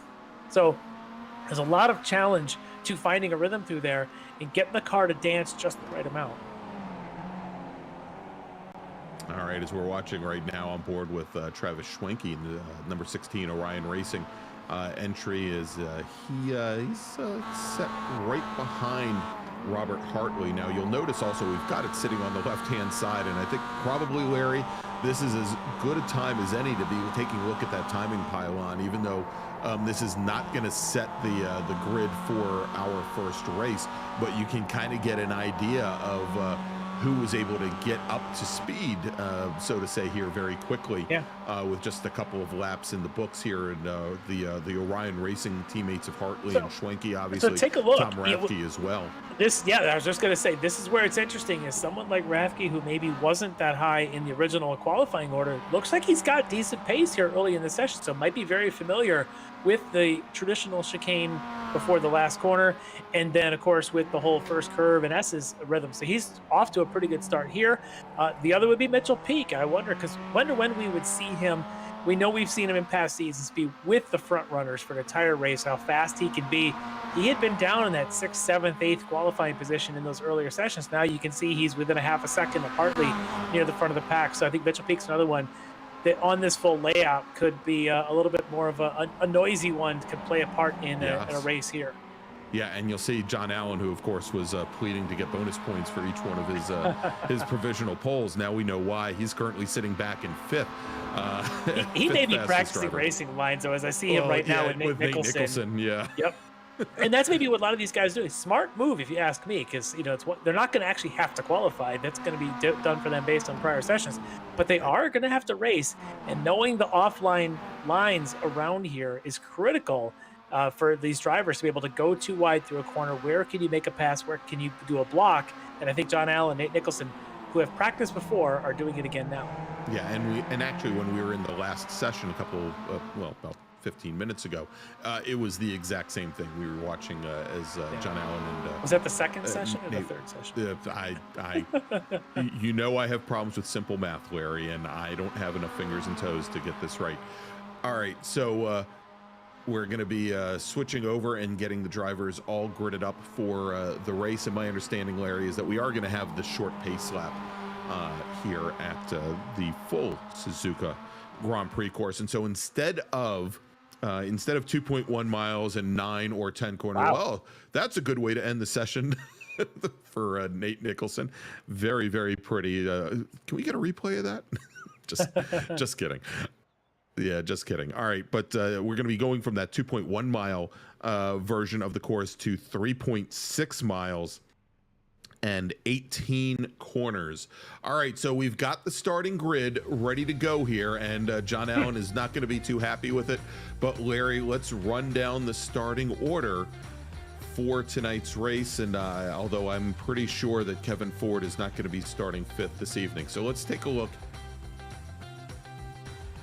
John Allen will be our pole sitter. And basically, this grid that we have on the screen is not going to be the true starting grid. We've got our drivers. They are going to be manually. You're gonna watch a lot of position changing here. So what they're going to have to do is, yes, they're going to manage positioning. So that Kevin Ford right now is walking everyone through where they're going to be. He's already told John Allen, you're going to go to the front first. He'll do that, which we're probably about to see as the safety car Porsche pulls away. And then they'll go in line. It should be Schwenke next, Nate Nicholson third. I want to say maybe Rob Hartley fourth, something to that order. Here they are. You can see John pulling to the front. So while they do this, the other thing they're probably going to have to do is they're going to have to override the Sim's default black flag for passing, right? Because they're going to prior to the green flag. Everybody, yeah, which is fine. The admins can do that. They can clear all black flags, but they're going to have to do that because the Sim's going to say, "Whoa! This had Travis Schwenke or Rob Hartley on pole." They're going to put, but those guys are going to get passed before the start flag. Yeah. So glad they're doing this. It is just taking a little extra time. And Larry, going back to that. As we were talking about racing in real life and what happens under black flag conditions, this is a part of the what raises the driver's heart rate a little bit as well in some cases, because typically under black flag conditions the race reverts back to the order on the last full lap complete before you went to a black flag. And so typically you're going to find a lot of grid workers that are trying to set the correct order to send drivers out on track for that restart. As I think we were just watching Nate Nicholson give one of the D2D guys a push up into the correct position. But this is one of those challenges also always in getting a race restarted. And so Kevin is going and running down the order right now, and it's starting to look, and I think we've got, Larry, the order at least up to row number 3, I believe, where we have John Allen on pole with Travis Schwenke starting right next to him on the outside of the front row. Row number 2 is Robert Hartley and Brennan Horan. Hartley in the number 3 Orion Racing entry, Brennan Horn in the number 45 D2D E-Racing machine. Then we've got Nate Nicholson. He is starting 5th today, I believe, in the number 23 machine. And that is the Delta Sport entry with Mitchell Peak in the number 56 car. The Team Esport Racer entry, he's going to start 6th. Then we've got our AM category pole sitter. That is Bobby Childs. He's going to start 7th. He's starting on the inside of row number 4 with Chris Thorman starting in 8th position right next to him. And now, Thorman, and it's interesting, Larry, we see this fairly often. Thorman usually during practice during the week, one of the fastest drivers in practice. It doesn't seem to translate into qualifying and starting grid order. But he is going to be starting 8th tonight. Then we've got, and actually I think we do still have some changes as Chris Thorman. Thorman is actually starting 6th. Then we've got the 88 of Childs in 7th, then the 56 of Mitchell Peak. Then our next row, as we still have drivers trying to get this order set up. Then we're going to have the 41 machine. That is Tom Rathke. And then Jeff Jacobs. So that will be row number 5. Row number 6 is going to be David Payton in the number 64 D2D E-Racing machine. And starting to his left will be, I believe, Edgar Sancinelli in the number 57 machine. So just wondering, what row does Ned Ryerson start? No? And actually, I've just gotten word that, yeah. All right. Then we've got the 57 of Sancinelli. He's going to start 13th. Then Mike Taylor in the 66 machine. The two teammates from Frito Sport Race are going to be starting right next to one another. Then we've got Russ Ruddock in the number 95 machine. He's going to start 15th with Eric Kleister starting next to him. Then we've got David Payne starting on the inside of row number 8, pardon me, with Paul Carey starting right next to him. Then we've got Patrick Provenis, pardon me, in the number 29 machine. He's going to start 19th with Robert Brist will be starting in 20th. And I believe that's going to leave us John Casey and Greg Brockway starting 21st and 22nd. There may be a last tweak as they set this up. It looks like we are pretty close, as I can see the 62 of Brockway on the move. Take a position somewhere up the road. Yeah, and I think actually the 141 machine, there we go. The 141 machine starting 21st. Yep. So Carey and Casey starting 21st and 22nd. I think I had Carey starting up in 17th. And they have not received the green flag yet, which means either the sim knows that they haven't progressed anywhere close, or the safety car is somewhere up the road just saying, hey guys, what's going on back there? All right, and they've been get word that the pace speed that John Allen should be setting is 37 miles an hour. And as the drivers will come up to the front straight, they will get the green flag from our stewards. Yeah, this is the short go from here. That's right. And so as they come onto the front straight, when the stewards give that green flag command, there is going to be no passing of the cars in the row ahead of you until you get to the start finish line. So the field now getting all tightly packed up as John Allen, along with his row mate Travis Schwenke, lead the field onto the front straight. That 101 machine, the seamless racing machine, your pole sitter this evening, and getting ready for the green flags. They come onto the front straight here, and green flag is in the air, and we are underway. And Robert Hartley did not get a good jump there, but I'll tell you, Brennan Horn in the number 45 machine, he was ready to run Travis Schwenke in the 16 car. Look at Nicholson on the inside. And Nicholson, there he is in the red number 23 Delta Point machine. He comes down the inside. He moves now up into third. He gets around Robert Hartley, who drops all the way back now into fifth position. Brendan Horn gets around him as well as they start to make their way through the S's. And Travis Schwenke in the 16 machines are on the outside of the front row. He goes off, and a lot of other drivers going on here. And a lot of drivers join him. It looks like Bobby Childs in the 88 machine is off. I believe Jeff Jacobs had to take to the grass. He went off as well. Edgar Sancinelli off track as well. I tell you what, those Bobby guys Childs, that were practicing the side-by-side stuff on that practice session are now the two leading this race. John Allen, Nate Nicholson. Nicholson started, what did we say? He was in fifth when we started this race, or maybe even further. Suddenly he's got himself up into second spot, having passed everyone in the first couple corners. He was ready for that start. Brennan Horn, a reasonably good start. That spin by Schwenke on that cold tires, we were talking about that earlier, how difficult these cars are on cold tires. Schwenke spins, left his nose still on the track. Maybe we'll get a second here. Jonathan will queue up a replay for us. He's got it ready to go, Larry. So let's take a look and see exactly what happened here. Yeah, so let's keep Ryan Schwenke. He'll be on the inside going through the S's here. He's got the advantage to the first one. He's on the outside. Look at the slide he gets, and he parks himself, and there's nowhere for what maybe have been Bobby Childs to go. and then behind them Mayhem. Jeff Jacobs got into him as well, or you can see there is Jeff Jacobs trying to get the car straightened back out. But yeah, let's take a look now from Jacobs' standpoint. But I'll tell you, Bobby Childs having his time now. Not a great opening to this race. He is in the pits getting repairs. Looks like Paul Carey is in the pits as well. A little further back in the pack, on board with Mike Taylor as he gets a view of the pile up in front of him. Look at him get through there, just barely. Just close your eyes and press the gas. Yeah. All right, let's take a look at this from Jeff Jacobs' standpoint. And you'll see again up in the front, Schwenke spins.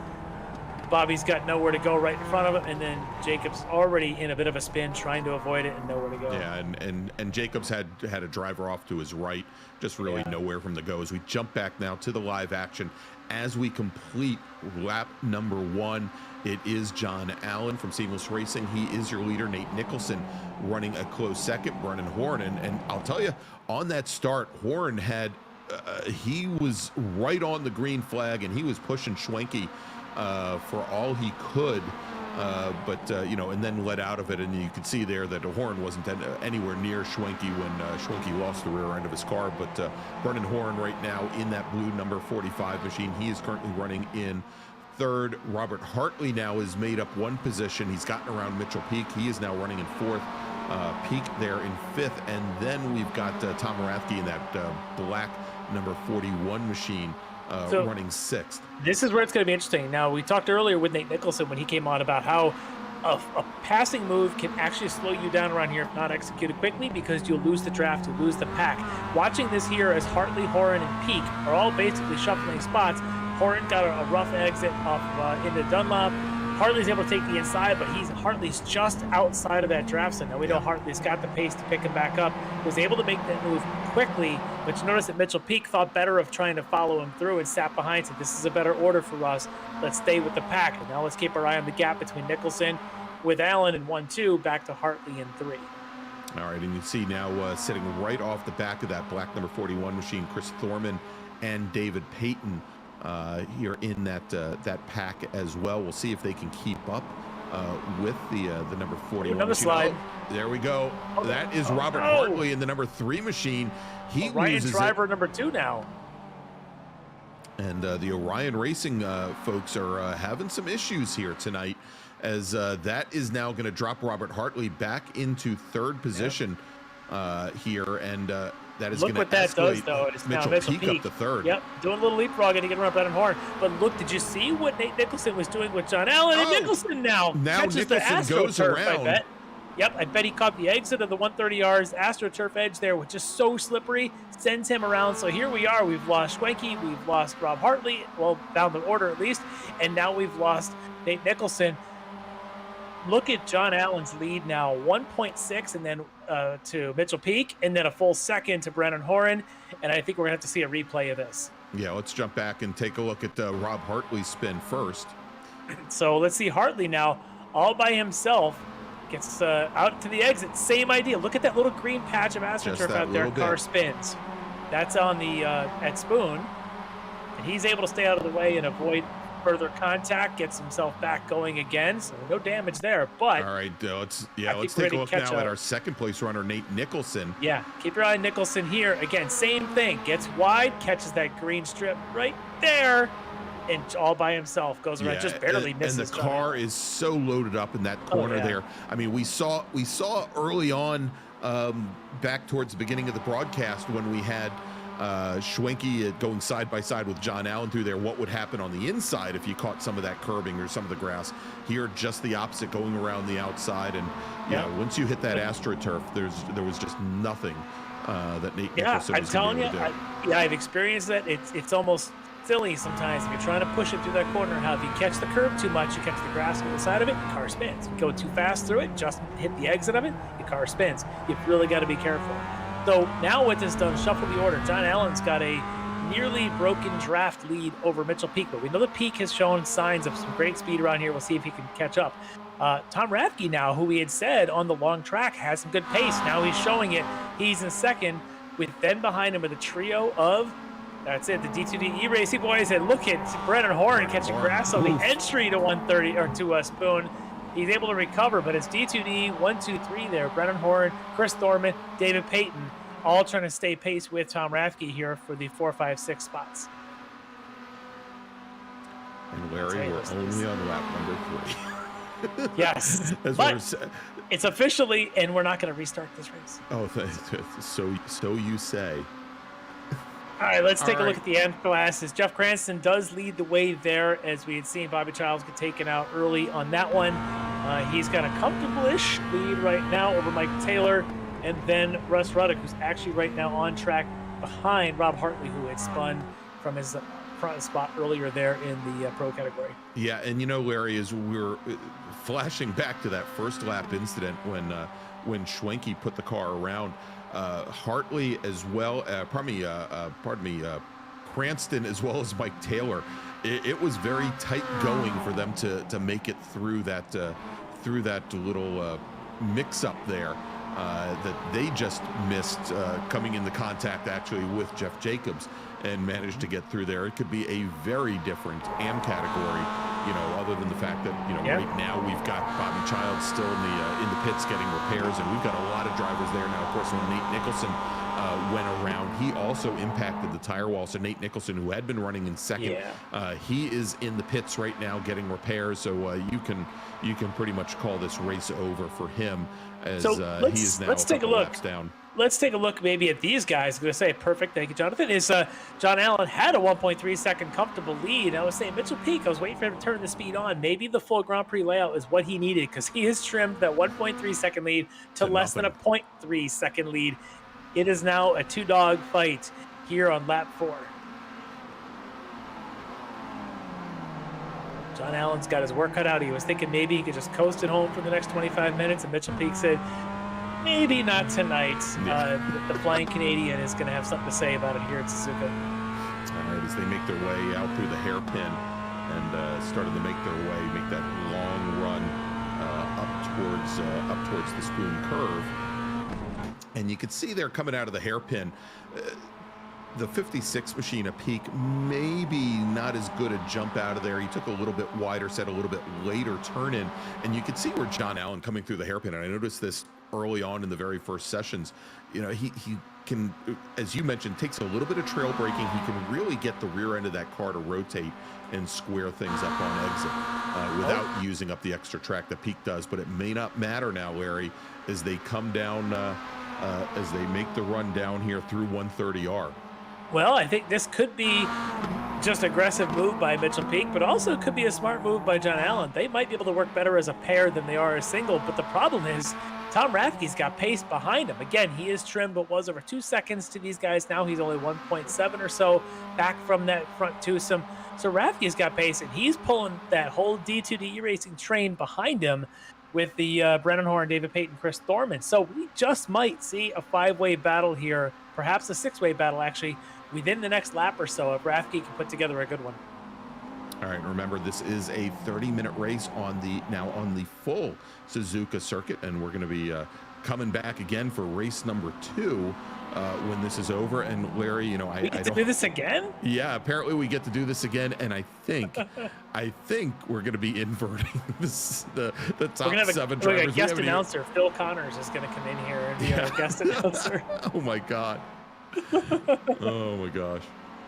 Oh my gosh. But you can see here that Rob Hartley, after his initial spin there on lap 2, has made his way through the rest of the pack. They're getting around your AM category leader in Jeff Cranston. Hartley now up to 7th, but now he's got to gain about 7 seconds to catch up to Chris Thorman in the top 6 pack. So he's got his work to do in the next 20. Yeah, he's got a long way to go, but he's got 20 minutes to do it, as you said, or actually 19, Larry. As we see Brendan Horn running very wide there, as he is wont to do. I know he typically does not pick up any bonus points for you're running not going to get him tonight.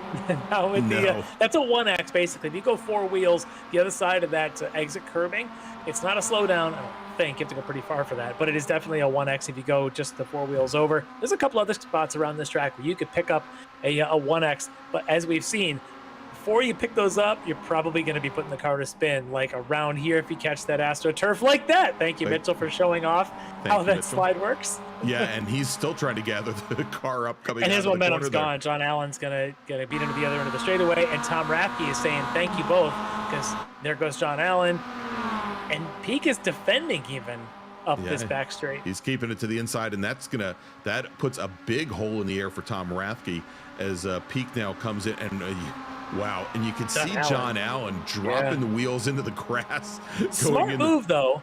You drop them on entry, the car squares and it comes back to pavement, and now the car is hooked all the way through the two apex, or through the apex to the exit of the corner. Whereas if you stay too tight, it pushes you wide, and you do what we had seen with Nate Nichols, and you catch that AstroTurf on exit. Not a bad idea if you're going to use a little extra than pavement, is to use it on entry. All right, now as they come down the front straight, as David Payton looking to take over. Now 6th position from Chris Thorman, or is it the other way around? It's Thorman getting around David Payton, pardon me. Yep, as those teammates there are just doing a little bit of swapping, as I suspect that Payton probably had a rough exit there of the Casio triangle. But I can tell you, look at this. Look at Rathke. He's now made this officially a 3-way battle for the lead. Yes, he's now worked his way up, and and we saw this in the little warm-up session, Larry. He was much so here on the full course, and I think he makes up a lot of ground and a lot of time on a lot of the drivers through those S curves, through turns 3 through 7. But and you can see here where he is using up a lot more of the pavement, trying to carry more speed on exit than perhaps John Allen and Mitchell Peak are, at least. I have a feeling that he likes this layout a lot more than the West layout does, Tom Rathke. He is really putting on some great show here tonight, and showing that, you know what, even John Allen and Mitchell Peak, who've shown great speed throughout the years here in these cars, Rathke is saying, no guys, this is my turf, I got this. And look at this, he's got himself well within now the fight, and even pulling away from Brennan Horn and Chris Thorman, David Payton behind him. Yeah, and you can see there the distance now back to, from Rathke back to Brennan Horn, who had been up to as high as 3rd, sitting now in 4th.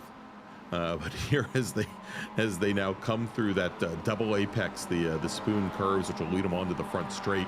We'll see here whether or not Rathke is in the draft yet. He should be only about 7/10. He is for 7/10 back. Yeah. But obviously with Mitchell Peak is getting a really good draft, being up underneath the rear deck lid of John Allen. Not sure if Peak's going to make a peek and try to take to the inside. He is not. There goes John Allen using a little bit of an extra entry turf. Look at that. Doesn't even have to use the exit curbing, though. Rathke, though, now within a half a second or so of the lead. Oh, John Allen, a rough turn in for the Casio triangle. Going to be a slow exit for him. Peak now is going to take a look down the inside, and Rathke is saying, this is great, guys. I'll be happy to take the lead from you if you want to hand it over. Yeah, exactly. Please drive side by side. We put a big giant hole in the air, and Rathke now pulling up right back behind John Allen, using that poor exit speed that Allen had for a draft. It takes a little peek to the inside. Not quite close enough, though, going into the first turn. Not quite enough. It's interesting. A couple of different lines that can work there. To me, what matters most is just get the exit, get the rhythm through here. Obviously, using a lot of curve through here makes the most sense to me. You cut your distance, you get your arcs set right. But this one, where it comes up the hill and then crests and flattens, is to me one of the harder sections, because you got to stay tight to the exit there, as the track actually slightly drops back down before climbing again into Dunlop. There's a rhythm, but there's also a precision required to do it. Let's look at lap times real quick, because we have some pretty quick laps there by the front runners. But the quickest lap by anybody was Rob Hartley, who's back there in 7th, but he's gaining a second a lap on the Thorman-Payton battle for 5th. And you give him another 2 laps, and he just might cut into that. You can see him pulling away from your AM category leader, Jeff Cranston, but he's got his eyes set. You can see right now, he can see the 2 D2D drivers there in front of him. Cranston's trying to hold his ground and hang on to the back of there and try to build that lead over Mike Taylor, but Hartley is showing his form here in these MX-5s. All right, let's jump back a little bit here as we watch the number 62 of Brockway, currently running 5th well, now running 6th in the AM category, as we just have Eric Kleister. Yeah, Kleister in the number 44 machine, and I believe, Larry, that this is Eric's first race with us. I'm trying to remember if he was at round 1. Actually, I believe he was at round 1. He's representing Scuderia Tartaruga.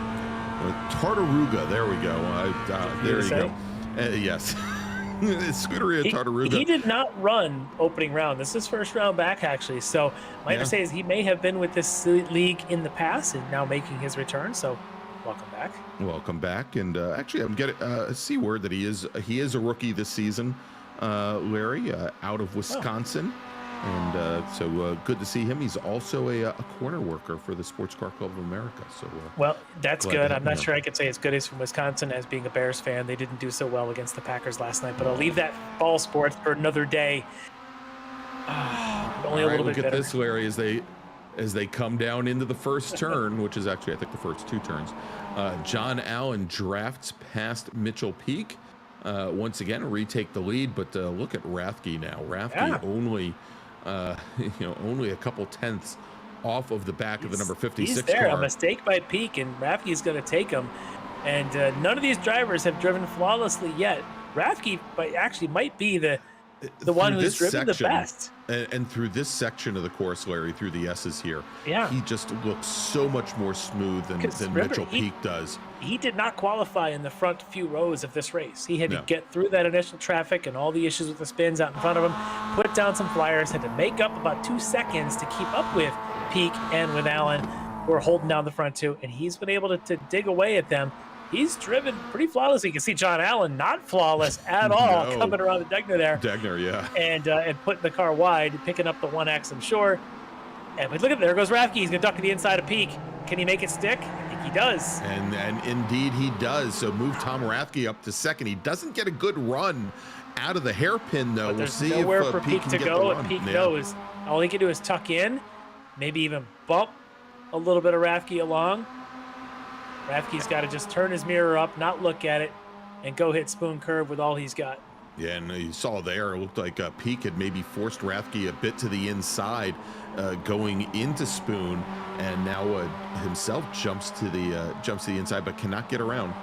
All right, let's take a look, Larry, because I think it was actually off screen barely. Let's take a look at the move that Tom Rathke put on Mitchell Peak. He just carries speed wise. So you watch him come around the kink here, leading into the hairpin. He just goes in on the binders, makes the move stick all the way in, and Peak's got nowhere to go to try and recover. And at this point, there's just no other place to get by. Yeah. So as we go back live, now he's going to try it coming off a 130R into the Castillo Triangle. They're going to go side by side on the way in, but still Rathke on the way out, and they make contact. Contact as Mitchell Peak gets into the back of Tom Rathke, gets into the rear quarter panel, and Rathke goes around. We're going to have to see if he can recover, but that has now once again given a large advantage to John Allen, but Brennan Horn now moves up into 2nd. Peak sits in 3rd, but we're going to have to see how the stewards look at that. That's unfortunate. That's going to cost him about 15 seconds, puts him back. Let's watch his replays. They come under braking now, and he's inside there. He's not really too far under. A little bit of a late turn in, and I think Peak. Yeah. So Peak didn't quite anticipate. I think when Rathke had a bit of a slide and was trying to recover, the pavement does crown there, and Rathke's bit of a slide brought him back in front of Peak. Peak tapped in him. If I'm a steward, it's a tough call, but trailing driver typically has responsibility, so we'll see if that's how they feel or if they call it a racing incident. But we'll flash back to these two. These are the teammates, Peyton and Thorman, battling for 4th now as the top 3 have pulled away. But these guys, they battle too much. They're going to have a Rob Hartley on their tail. Yeah, as Hartley now sitting, looks to be, about 4 seconds, maybe a little bit less than 4 seconds back from the pair. So far, they've been, I think, quite good that they are limiting any passing attempts to the front straight, Larry, and basically just making a quick pass under a draft and then pulling the next guy through. But we'll have to see if Hartley can, you see there for a moment that perhaps Peyton had thoughts of sneaking underneath his teammate coming out of the hairpin. Hartley is running a little over a second a lap faster than these guys. So these 3 seconds that he's back, 3 more laps puts him at about right about the end of this race, where he'll be making a move perhaps to get past the 4th and 5th place guys. So keep your eye. Look at how precise Hartley is, floating into Spoon. Oh, I say that, and he almost does the same thing he did earlier in the race. But he catches it and tries to get a run down that back straight. But it shows you how difficult that series of corners is. You want to float in with speed because it's a decreasing radius. You don't want to give all your speed up early, but man, is it tough to do without it taking yourself out. It's now Brennan Horn. That's right. So as we're working lap 9 right now, and you see Brennan Horn running in second, and he now only about 7/10 off the back of John Allen. We'll see if he can find his way up to the back of the 101 Seamless Racing Machine as the drivers are coming now into coming onto the front straight to complete that 9th lap, start lap number 10, as we only have 8 minutes remaining here from Suzuka in our first of 2 races of the evening, we think. TBD. But let's take a look at Brennan Horn as he's was able to catch some draft. He turned the quickest lap of anybody that last time by, but obviously some of that is being in the draft. But can he use it to his advantage? Boy, that car is sliding around. And maybe that's the fast way you set these cars up, is with a whole lot of tail, and you just have to be so precise with your inputs. I personally like a car that's more predictable, slightly even maybe towards understeer on hot tires. Yeah. But these guys preferring to opt for the slightly dicey Dancy car, which may be explaining why we've had a lot of, even the move there that Peak ended up tapping to the back of Rathke was really because Rathke's car was loose. Exactly. I would say Rathke, you could see the nose was pointed in, and yeah, absolutely. Maybe in a different world it wouldn't have happened. And and given how neutral Rathke's machine had looked early on in the race, it was a little bit of a surprise to see that. Yeah, he had certainly been keeping that car in check for a while, but unfortunately even eventually came back to bite him, as these guys using all the apex curb, even at the hairpin. I remember the back in the old Formula 1 days. I only remember this because they probably put a replay on it about 30 times. Michael Schumacher, in his Ferrari days, during qualifying, would miss that apex by about 1.5 feet or 2 feet. And the commentator said, they're like, I don't know how he does this. I don't know. It had to do with, I guess, the way the car had such aero. It needed to work at better speed. So he actually felt staying off of that curb was better, and I suspect a lot of times being off of that curb is a good thing. But these guys clobbering all of them around Suzuka tonight. Peak wants to push past Brennan Horan, or maybe just push him to catch up to John Allen. Nope, he's going to make the move. Yeah, not gonna push. Just gonna come down the inside, draft past the number 45 machine. You see the 101 again. Dropping the wheel on the outside, coming through, and he does carry some more speed through there than Peak does as well. Yeah, there's something to it. If you can be that precise lap after lap after lap, but we know that John's a bit of a specialist here in the MX-5. But Peak is certainly no slouch. As same with Brennan Horn, these guys know what to do. But I tell you, John Allen is so good at putting that car inch perfect on the corner entry, which just makes the rest of the corner that much easier to drive. I watched Rob Hartley in the background, still turning laps faster than anybody. Yeah, he's definitely closing things down, but now with only 5 minutes to go, or a little bit over 2 laps. Yeah, hopefully we'll catch that 3rd lap now with these guys. It looks like we just might. One more opportunity then for Hartley to try and catch Thorman and Payton. Although Thorman and Payton's pace has picked up a little bit, the gap not closing quite as quickly. It's still about 2.5, 3 seconds between them, but also gives us a chance to kind of keep up with what is happening in the AM ranks. And here he is, Jeff Cranston, pretty substantial margin over his rivals Mike Taylor and Russ Ruddick, and the new guy Eric Kleister. Yeah, if we take a look there, of course we've got Rathke after that incident back and running in 8th position overall. But Cranston right now with, what is this, Larry, if I do my math, about a 27-second advantage over Mike Taylor, running in 2nd in the AM category. Yeah, that's a pretty good lead as we've seen here tonight. And Cranston just kind of running, his own race, not worrying about what's going on around him. I know we had talked with Steve Daniel earlier tonight. It seemed like a long time ago. And I take that back. I can't read. Apparently, I can't read our timing pylon. It's about 9 seconds separating Cranston and Taylor. I was. But still, though, you consider 8 seconds covers the entire top 6 of the pro category. If Cranston's got 9 seconds, a pretty big lead. And like I said, we had talked to Steve Daniel before the races all started tonight, and his comment was, that this is one of those you need to survive. You need to just sort of be there because it could be a bit chaotic. He wasn't wrong. Nope, not wrong at all. Here as Mitchell Peak now coming down to the inside, going in the 130. Allen runs wide. Boy, what a defense! Oh my gosh! And we're going to be 3 wide under braking. Whew. And how Brennan Horn, or why Brennan Horn didn't put his nose in there to create complete chaos, I don't know. Well, with 2 laps to go, he may be running out of opportunities, because that may have been one of the few he's going to get. But here we are, front 3 separated by 0.6 of a second with 2 laps remaining in the first 30-minute sprint. Only one of these 3 can win this race, assuming one of the 3 is still full-bodied vehicle at the end of the next 2 laps. Yes, exactly. What does that damage model do now? Just got to turn on the auto repairs and just keep racing. But not here, not in Ricmotech. Damage does count. So you do have to keep your machine run in a nice, smooth running order.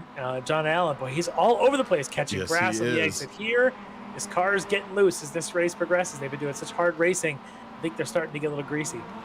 Yeah, you can see he's kind of holding on for dear life there as the car is going from grass drivers left to grass drivers right, as I believe, Larry, next time by, John Allen should get the white flag. Yes, he should, as we are inside of 2 minutes remaining in our 30, but look at Allen hanging on to it. I think he's a little bit of mirror driving, and Peak is probably upset with himself for the mistake he made earlier. But Brennan Horan, do not count him out either. I don't see any, by the way, review underway of the incident between Mitchell Peak and Tom Rathke. So look at the 57 of Sancinelli just getting the heck out of the way of these guys. Smart move, Mitch. Yeah, that's a good move there to stay out of the way for Edgar. Well, one more time here through Spoon, and we'll get one last look at it in about 2.5 minutes. We'll see if they can be smooth, get the strong exit. Horan times the entry perfectly, almost too good as he's on the back of Mitchell Peak. Yeah, and Allen having a lot of trouble getting the power down coming out of Spoon, Larry. This just smells like 3 wide going into the chicane. Yeah, and it looked like Peak really had to get out of the throttle mid-corner to keep from getting back into the back of the 101 machine. We'll see here as he takes a peek to the inside. Not to be, but not this time through. Not going to force the issue yet. Brennan Horn's going to take the ideal braking line. So, with 1.1 laps to go for all the minute marbles here of this first 30-minute race, it's going to come down to who can maybe be the most aggressive on these last go through the wonderful Suzuka Grand Prix layout. All right, and Larry, I've gotten word now that as we get underway with our final lap here at Suzuka, it will be our final lap of the evening. No second race tonight. Mitchell Peak, and he's racing like there's no tomorrow for sure. Look at him cut down the inside, pushing Allen outside. They're going to go side by side now, all the way through first curve, heading to the S's. Brennan Horan can do nothing but watch. There's no room for 3 cars around this relatively narrow track. Allen still holding it. Horan looking for a spot, can't find it. Behind all, and by the way, Hartley's on the tail of Peyton and Thorman. So while that's going on, we're going to keep looking at this one, as now it's almost side-by-side Horan trying to force Peak into a bad move as they finish up the S's and head to Dunlop. All right, here is, and as they do come out of the S's, go through that wide, long left-hand corner here over at Dunlop, and then make their way up to Degner. John Allen, for the moment, has control of the race here as they all pop over the curbs now. This time coming through Degner. Allen looking a lot stronger than he had for the last 2 laps. Gets a good run out. Doesn't give any kind of advantage to Does Peak have a move to the inside like Rathke made on him? No, look at him defending the inside, in fact. Yeah, and I was just going to say, Larry, he had to get down to the inside because the 45 car of Horn was definitely looking that way, and it's given a little bit of clearance to the 101 machine. Yeah, Peak totally blocking the track right now, not giving Brennan Horn anywhere to go, just driving right down the middle. That is going to help John Allen, but it may be hurting Peak in the long run here because he still has to get through Spoon and get a run. So the key here is which of these three gets the best run off a Spoon for the last time. All right, here, and as they make their way around and get to the outside, Allen. It's Brennan Horan. Yeah, I would say Allen gets a decent run, but not great. Look at Horan. He's going to make a move. Does he go left? Does he go right? And look at that. Just as Horn was going to step to the inside, Peak did the same, and Peak making the move into 130R. Oh, but he's on the AstroTurf. He's sliding, and now we're going to have a 2 wide through the Casio triangle. Here they go. Horn can do nothing but watch, and the two front runners are going to make contact. Horn's got nowhere to go. The whole track is blocked. Now we're going to 3-way run to the lights, to the finish. And as John Allen got very wide coming out of it, Mitchell Peak moves to the lead. Horn second, and as they come to the line, your winner tonight. My God, Larry, we actually have a winner. I never thought we'd get this far. Mitchell Peak in the number 56 machine. He is your winner this evening. Brennan Horn finishes in second. John Allen led almost this entire race. He comes home in third, and then coming in fourth, just off the podium, is going to be Chris Thorman. Robert Hartley makes his way up to fifth. Tom Rathke will finish in sixth. Then we've got Jeffrey Cranston. Cranston coming home now, making his way through the final corners here. Jeff Cranston should come home your winner in the AM category. As David Payton is dropping down the order. So at some point we have to see what happened to him in the battle there with Hartley and his teammate Chris Thorman. But it is Hartley who took the fifth spot, Thorman in the fourth. And then, as you mentioned, he led almost the entire race except maybe one spot in the middle, and then the last corner, John Allen down. All right, let's take a look and see exactly what happened to Payton here, Larry. As we can see, Hartley and then Payton and then Thorman from back to front. Thorman gets a little loose, and as they come in into the triangle, as the 64 machine and the number 3 machine get together going into the Casio. Into the Casio triangle, and there you go. That was the issue. I had a Casio calculator once that it still didn't work 2 into 1. I just could never do the math. But in this case, it is Hartley who ends up in that spot. But I even wonder if that's not going to stand. You know, if Payton had a G-Shock, this wouldn't have happened. But there you go. And let's go back to our AM category real quick. As Cranston did take the win. Mike Taylor finishing second tonight. Russ Ruddick coming home in third in AM, with Eric Kleister in, I believe, his opening round here at the Classic Sprint Series. He's going to come home in fourth. David Payne rounds out the top 5 in AM. All right, so Larry, should we take our 12th commercial break of the evening, and when we come back, we'll have hopefully some of our podium finishers here to talk to after what maybe some of the podium, or living on the West Coast instead of the East Coasters, will probably have to get up for work in an hour. Yeah, well, you know, thankfully down in Japan, it's 12 hours ahead of us right now. It's perfect. Their day is just getting underway. Just getting underway, exactly. Good morning, racers. All right, let's take a quick break. And when we come back, we'll talk to some of our podium finishers here tonight at Suzuka for what turned out to be just round number 2 of the Extreme Motorsports Ricmotech Classic Sprint Series. We'll be right back.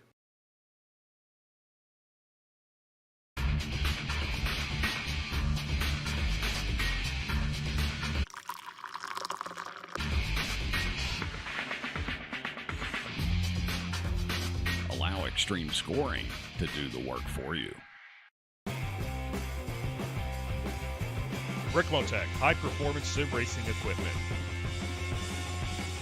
Whether you're just looking to have fun, train for race day, or become a serious esports competitor, Ricmotech has you covered. Hundreds of name brand parts. Support from experts that love sim racing. Trusted by the pros. There's only one place to go, Ricmotech.com.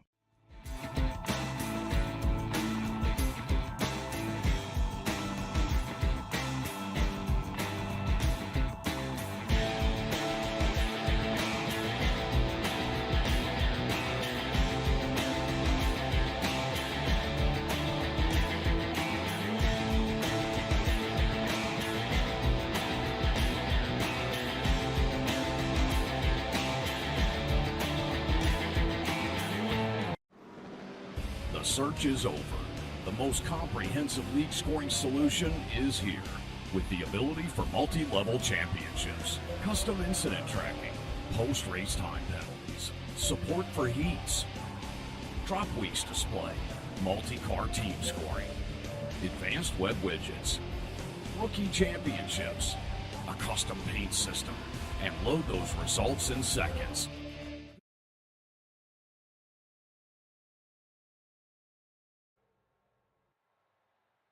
All right, and we are back here at Suzuka, where we have just witnessed finally. Promise we are not restarting the race. No, we're not gonna do this all over again. But God forbid you have to watch the replay of this.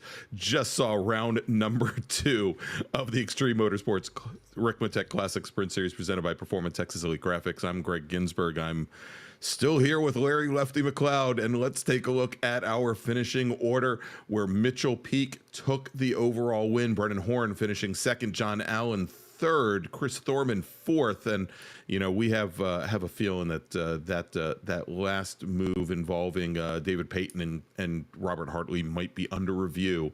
So hold tight, Tom Rathke. You may find yourself in fifth position tonight.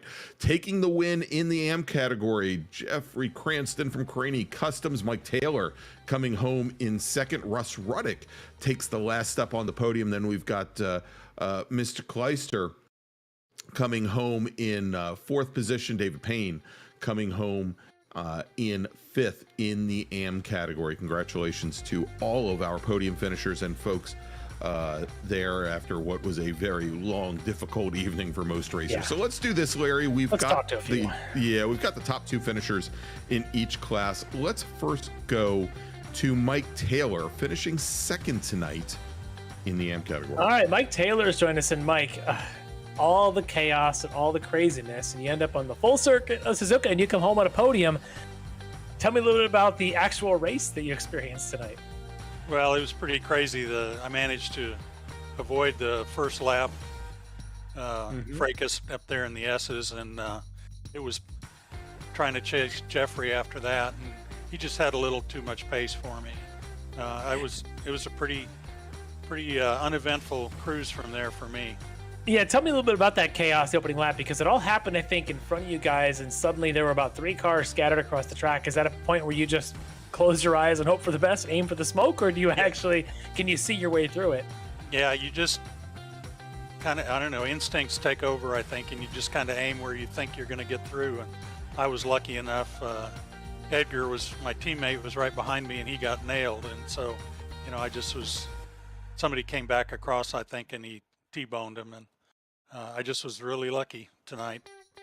Well, a little more than lucky. Still, we're good enough here to finish on the podium in this AM category, and it's gonna be a tough season. So collecting points early on, probably a good thing to start to move up in this order. But I got to ask though, on the layout of the track with the change from just the west to the short to the full track, did you have a preference? Were you happy to hear that you were going to run the full circuit tonight? Not at all. It's not one of my favorites, but I've run enough here that, and this car seems to work on the full circuit. I didn't have to make any setup changes or just other than fuel, and so it was pretty easy.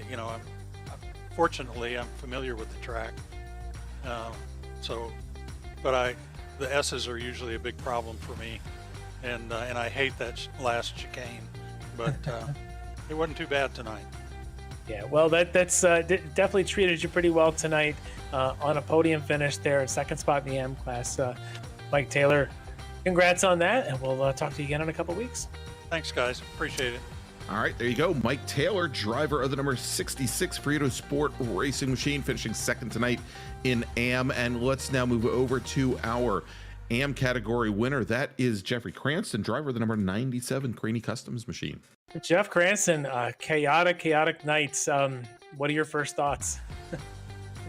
I mean, to say the least, and then to end up on the podium here. Did I win? You did. You won your class tonight, so good job there with a pretty good margin. You must not have been too unhappy that you went to the full circuit layout and you looked like pretty comfortable out there. I mean, with 2-minute heads up on that. Never driven that full circuit, you know. Wow. I'm glad to be where I'm at right now. Yeah, it was kind of chaotic getting into this, but you know, appreciative of the outcome here. Yeah, so you get into it. In fact, we just talked about Mike Taylor, and the replay of him through the opening wreck was pretty impressive, threading the needle to avoid any big things for himself. You kind of had to avoid some of that as well. But once you got going, you had a few of those leaders who made other mistakes up in front of you make their way back in front of you again. I had seen Rob Hartley was back there, Tom Rathke was back there. When you see those guys falling back, are you just thinking stay in your race in your class? Or are you thinking maybe battle with them or use them? What's in your mind when you see one of those guys around you, like a Rob Hartley? Yeah, definitely. When I see that behind me, I'm not going to do anything to hinder his race or his positions. You know, I'm watching the relative, seeing, you know, he's closing the gap, and then when the time is right, you know, let him by clean, and then go from learning from there. You know, being that this full circuit last minute, you know, I needed to learn, so it kind of helped. You know, hung on for a couple laps where I could. He obviously kind of checked out, but saw where I was kind of at and wanted to just maintain a clean race from there.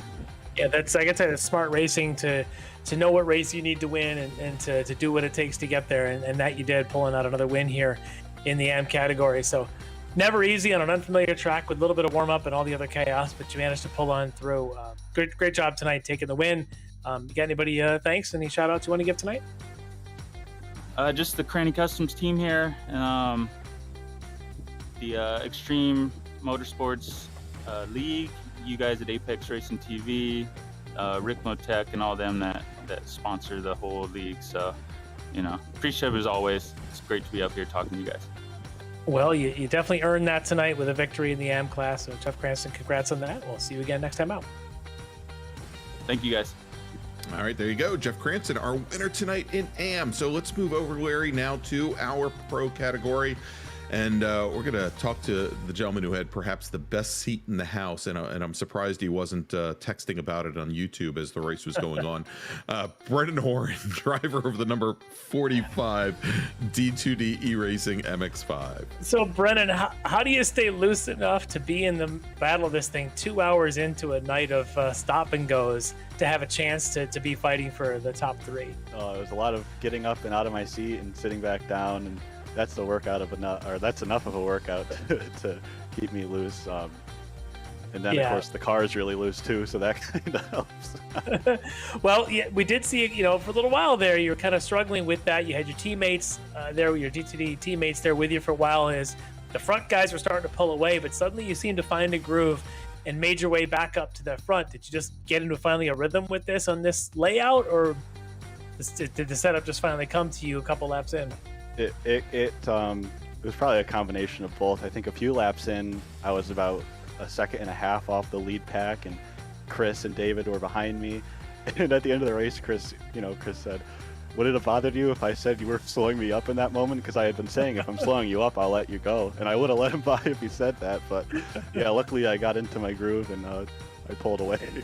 It's good teammates to be talking about that and them trusting that eventually you'll get into that groove. But so you get into the groove and you catch up with that front group there with Mitch Peak and with John Allen, and suddenly it's a three-way battle that it looked like it was going to be survival at that point. Are you just trying to jam your nose in there somewhere? Or are you thinking those guys at some point are going to take each other out? That was terrifying. After Tom went off the track and it was just me, Mitch, and John, I did not know at all what to do, because I know that they're all the fast. Those two have been the fastest drivers over the course of the past few seasons. And then all of a sudden I was right there behind both of them, and I didn't know what to do, because I was sure that both of them would have had some intelligent move to do something crazy, and I was just sitting there like, okay, well, I hope I figure something out. Are you saying that what they were doing wasn't intelligent? We won't make you answer that. It's fine. No. It was perfect. You see the white instinctive move, not intelligent move. He meant to say instinctive move. Yeah. So you watch the white flag come out. You're still in third. You follow those guys down. Suddenly they're going side by side through the S's. Again, you're kind of be thinking this thing's going to end soon. and you're still behind him. You go down in a spoon, you're still behind him, but you got what looked like a great run off a spoon. Did you think that was going to be your chance to get by? I didn't think it was going to be my chance to get by, but I'm known to encourage people to pass the people in front of them so that it slows both of them up. So right when I got that good run, I was like, okay, I'm going to help Mitch get alongside John. And then I did that. I pushed Mitch, and yeah, the rest was history there. But yeah, I can't believe this. Yeah, unbelievable finish to that race. Anybody want to give a thanks for this performance tonight? Oh, of course, first and foremost, D2D Racing and Chris, David, and Bobby. They've helped me out all week because I really wasn't comfortable here. And well, at least I got to practice half of this track, and it worked out. It worked out fine. Did you practice the right half of it? Yes. Oh man, and Extreme obviously for giving us a great place to drive, and you guys for the great broadcast. Thanks a lot for tonight, by the way. And my family, of course, for supporting me. I couldn't have done it without them. Well, I hope we entertained your family tonight while the race kept starting and restarting, and just kept going as Puxatawny Phil was checking us out from the background. So congrats on the second place finish tonight, Brennan, and we'll see you next time. Thanks, guys. See you later. All right, there you go. Brendan Horn from D2D E-Racing finishing second tonight. And, before I bring Mitchell Peak in, Larry, and talk to our winner, I figure I just, kind of, let the big secret out of the bag, and maybe we should have had Brendan still in with us when I said it. But Brendan Horn, after tonight's race, is your championship leader with 63 points to 62 from John Allen. So, maybe the strategy really worked out for him. But let's do this. Let's bring in Mitchell Peak, driver of the number 56 Team Esport Racer MX-5, our winner tonight at Suzuka. Mitch, I got some bad news. We're going to restart this race, and so those results are going to get thrown out. I'm just kidding. Just kidding. Congrats on the victory. This was not the easiest of victories. Tell me a little bit about what you can remember from that. It's hard to remember anything after qualifying so many times tonight. We just qualify again. I think we qualified just more than we raced, but I'm just happy that we actually got to do a race tonight. I am ecstatic to come out with a win. It didn't really happen the way I wanted it to at the end there, making a little bit of contact with John in the last chicane, so I feel really bad for that. It would have been nice to pull off a clean move there and not have any contact, but sometimes these things happen. I'm happy to take the top step on the podium. And yeah, I don't know, what a race. I knew half the track, but the other half just sort of came to me as the race was going on. So I'm happy with that after starting 8th tonight. Yeah, so you started 8th, and that really was, we were watching the qualifying going and seeing you down the order. It was like, okay, well, he's got his work cut off for him on the West Loop track. And suddenly when the big loop was loaded to get the full field together, and those practice laps, you were putting in some pretty good times. Did you think you at least had the pace to keep up with the front guys tonight? I thought I'd be right up there, at least in the lead pack with the draft. I wasn't sure if I'd be able to pull it off tonight. I think I got really lucky. There was first lap incident that took out I think Schwenke, who started in P2, and that took out I think Thorman, who was right behind me, or Childs or someone. Yeah, there was a little bit of space there that was behind me, so immediately I could just kind of settle in, and I was right behind Hartley, and it was like, okay, I've raced with him so many times, I know what he's all about. So, the plan was just kind of to follow him around, and then, 2 laps later, he went off in spoon, and it was like, whoa, all of a sudden I'm right behind John Allen, and, I wasn't sure if I'd be able to catch back up to him. I think I saw a 1.7 second gap, and I was like, I just got to put my head down and see if I can get up there. And then we started mixing it up, lap after lap, and had a little bit of a tangle with Tom Rath on I think lap 8. I tried to give him room there in the second part of the chicane, and I think he was just losing the rear, and he came across, and we made contact there. But yeah, we had seen that, and it did look like he just kind of lost the rear and kind of left you in a tough place, really nowhere to go. But we saw a lot of that tonight. What is it about? Is it the new tire model? Is it just Suzuka? Is it the setups people use that caused a lot of these single car incidents where people just losing it? As since the update a little over a week ago, the balance of the car is just slightly different. Not as much rear grip available, and if you turn in with just a little bit too much overspeed, it's got a tendency to snap the rear a little bit. So If you don't like a loose car, you're probably not going to find a good balance with the MX-5 right now. You got to be really easy on the throttle and be really careful on your turning. You don't snap it around, but you know, there's still time to work on the setups. Mine's nowhere close to perfect. It's still a little bit skittish for me, but got the job done tonight, so I'll take it. Absolutely did. A come from behind victory, and then a hard fought battle for the last several laps. It was just hold your breath moments really for all three of you there, but Mitchell Peak able to come out on top. Who do you want to thank for the victory here tonight? You know, definitely thanks to Team Esport Racer. It's nice to get one on the board for them again. Thanks to you guys for putting on a great broadcast. You know, thanks to all the sponsors and everyone over at Extreme. You know, it's a great series to run in. I'm super happy that I'm back running it for now. Hopefully, my schedule will still allow for it moving forward. So, fingers crossed, I can make the comeback stick. We're glad to see you back and a good successful return here tonight. Mitchell Peak, your winner here, round 2 of the Classic Sprint Series. So congrats, Mitchell. Thank you very much. All right, Larry, there you go. Mitchell Peak, our winner tonight here at Suzuka. And so why don't we get ready to... Never thought this moment would come. Why don't we get ready to wrap things up here from Suzuka? First off, if you liked what you saw here tonight, and God knows we gave you more than enough to watch, if you liked what you saw, please go ahead and give us that big thumbs up. I think everybody here at Apex Racing TV deserves that for this broadcast. And if you haven't done so already, please go ahead and subscribe to Apex and click on that notification bell so we can tell you about all of the great racing action that we have coming up. And with that, let's segue into what we do have coming up, Larry.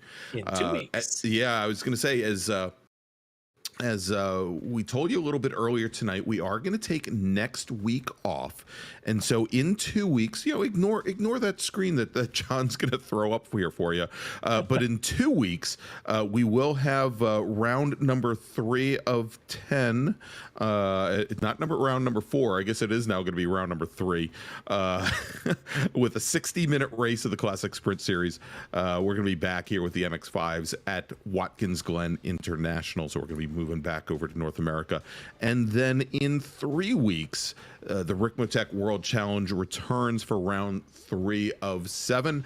And we're going to be at Canadian Tire Motorsports Park for a 90-minute endurance race, 90-minute run to the checkered flag for our GT3 and TCR cars. And of course, although I didn't think this race would end until the sports car series is ready to start up again, if you join us in January, we've got the return of the Ricmotech sports car series. Those are our GT4 and TCR cars with 60-minute races each week. Always great fun with them. So, and I might add that there is still time if you want to sign up for the sports car series. You can do that. You can also sign up for, I believe, still the Ricmotech World Challenge up through round number 4, and I believe for the Classic Sprint Series as well. If you go to xmsracing.com/road, you can join in on the action. So for Larry Lefty McLeod, for Jonathan Grabowski back in the production trailer, I'm Greg Ginsburg, and it's Groundhog Day, I guess. We'll see you in 2 weeks, and I might also add, if you're going to be at Virginia International Raceway next week for the Sports Car Club of Americas, for the national championship runoffs, come see Larry and I. We'll be up in the North Tower most of the week, and Larry is going to be in some trailer for the last 3 days of racing. But come see us. We definitely enjoy meeting you. So we'll see y'all in 2 weeks. Everybody have a great next 2 weeks. We'll see you soon. Ricmotech, high-performance sim racing equipment. There's only one place to go, ricmotech.com.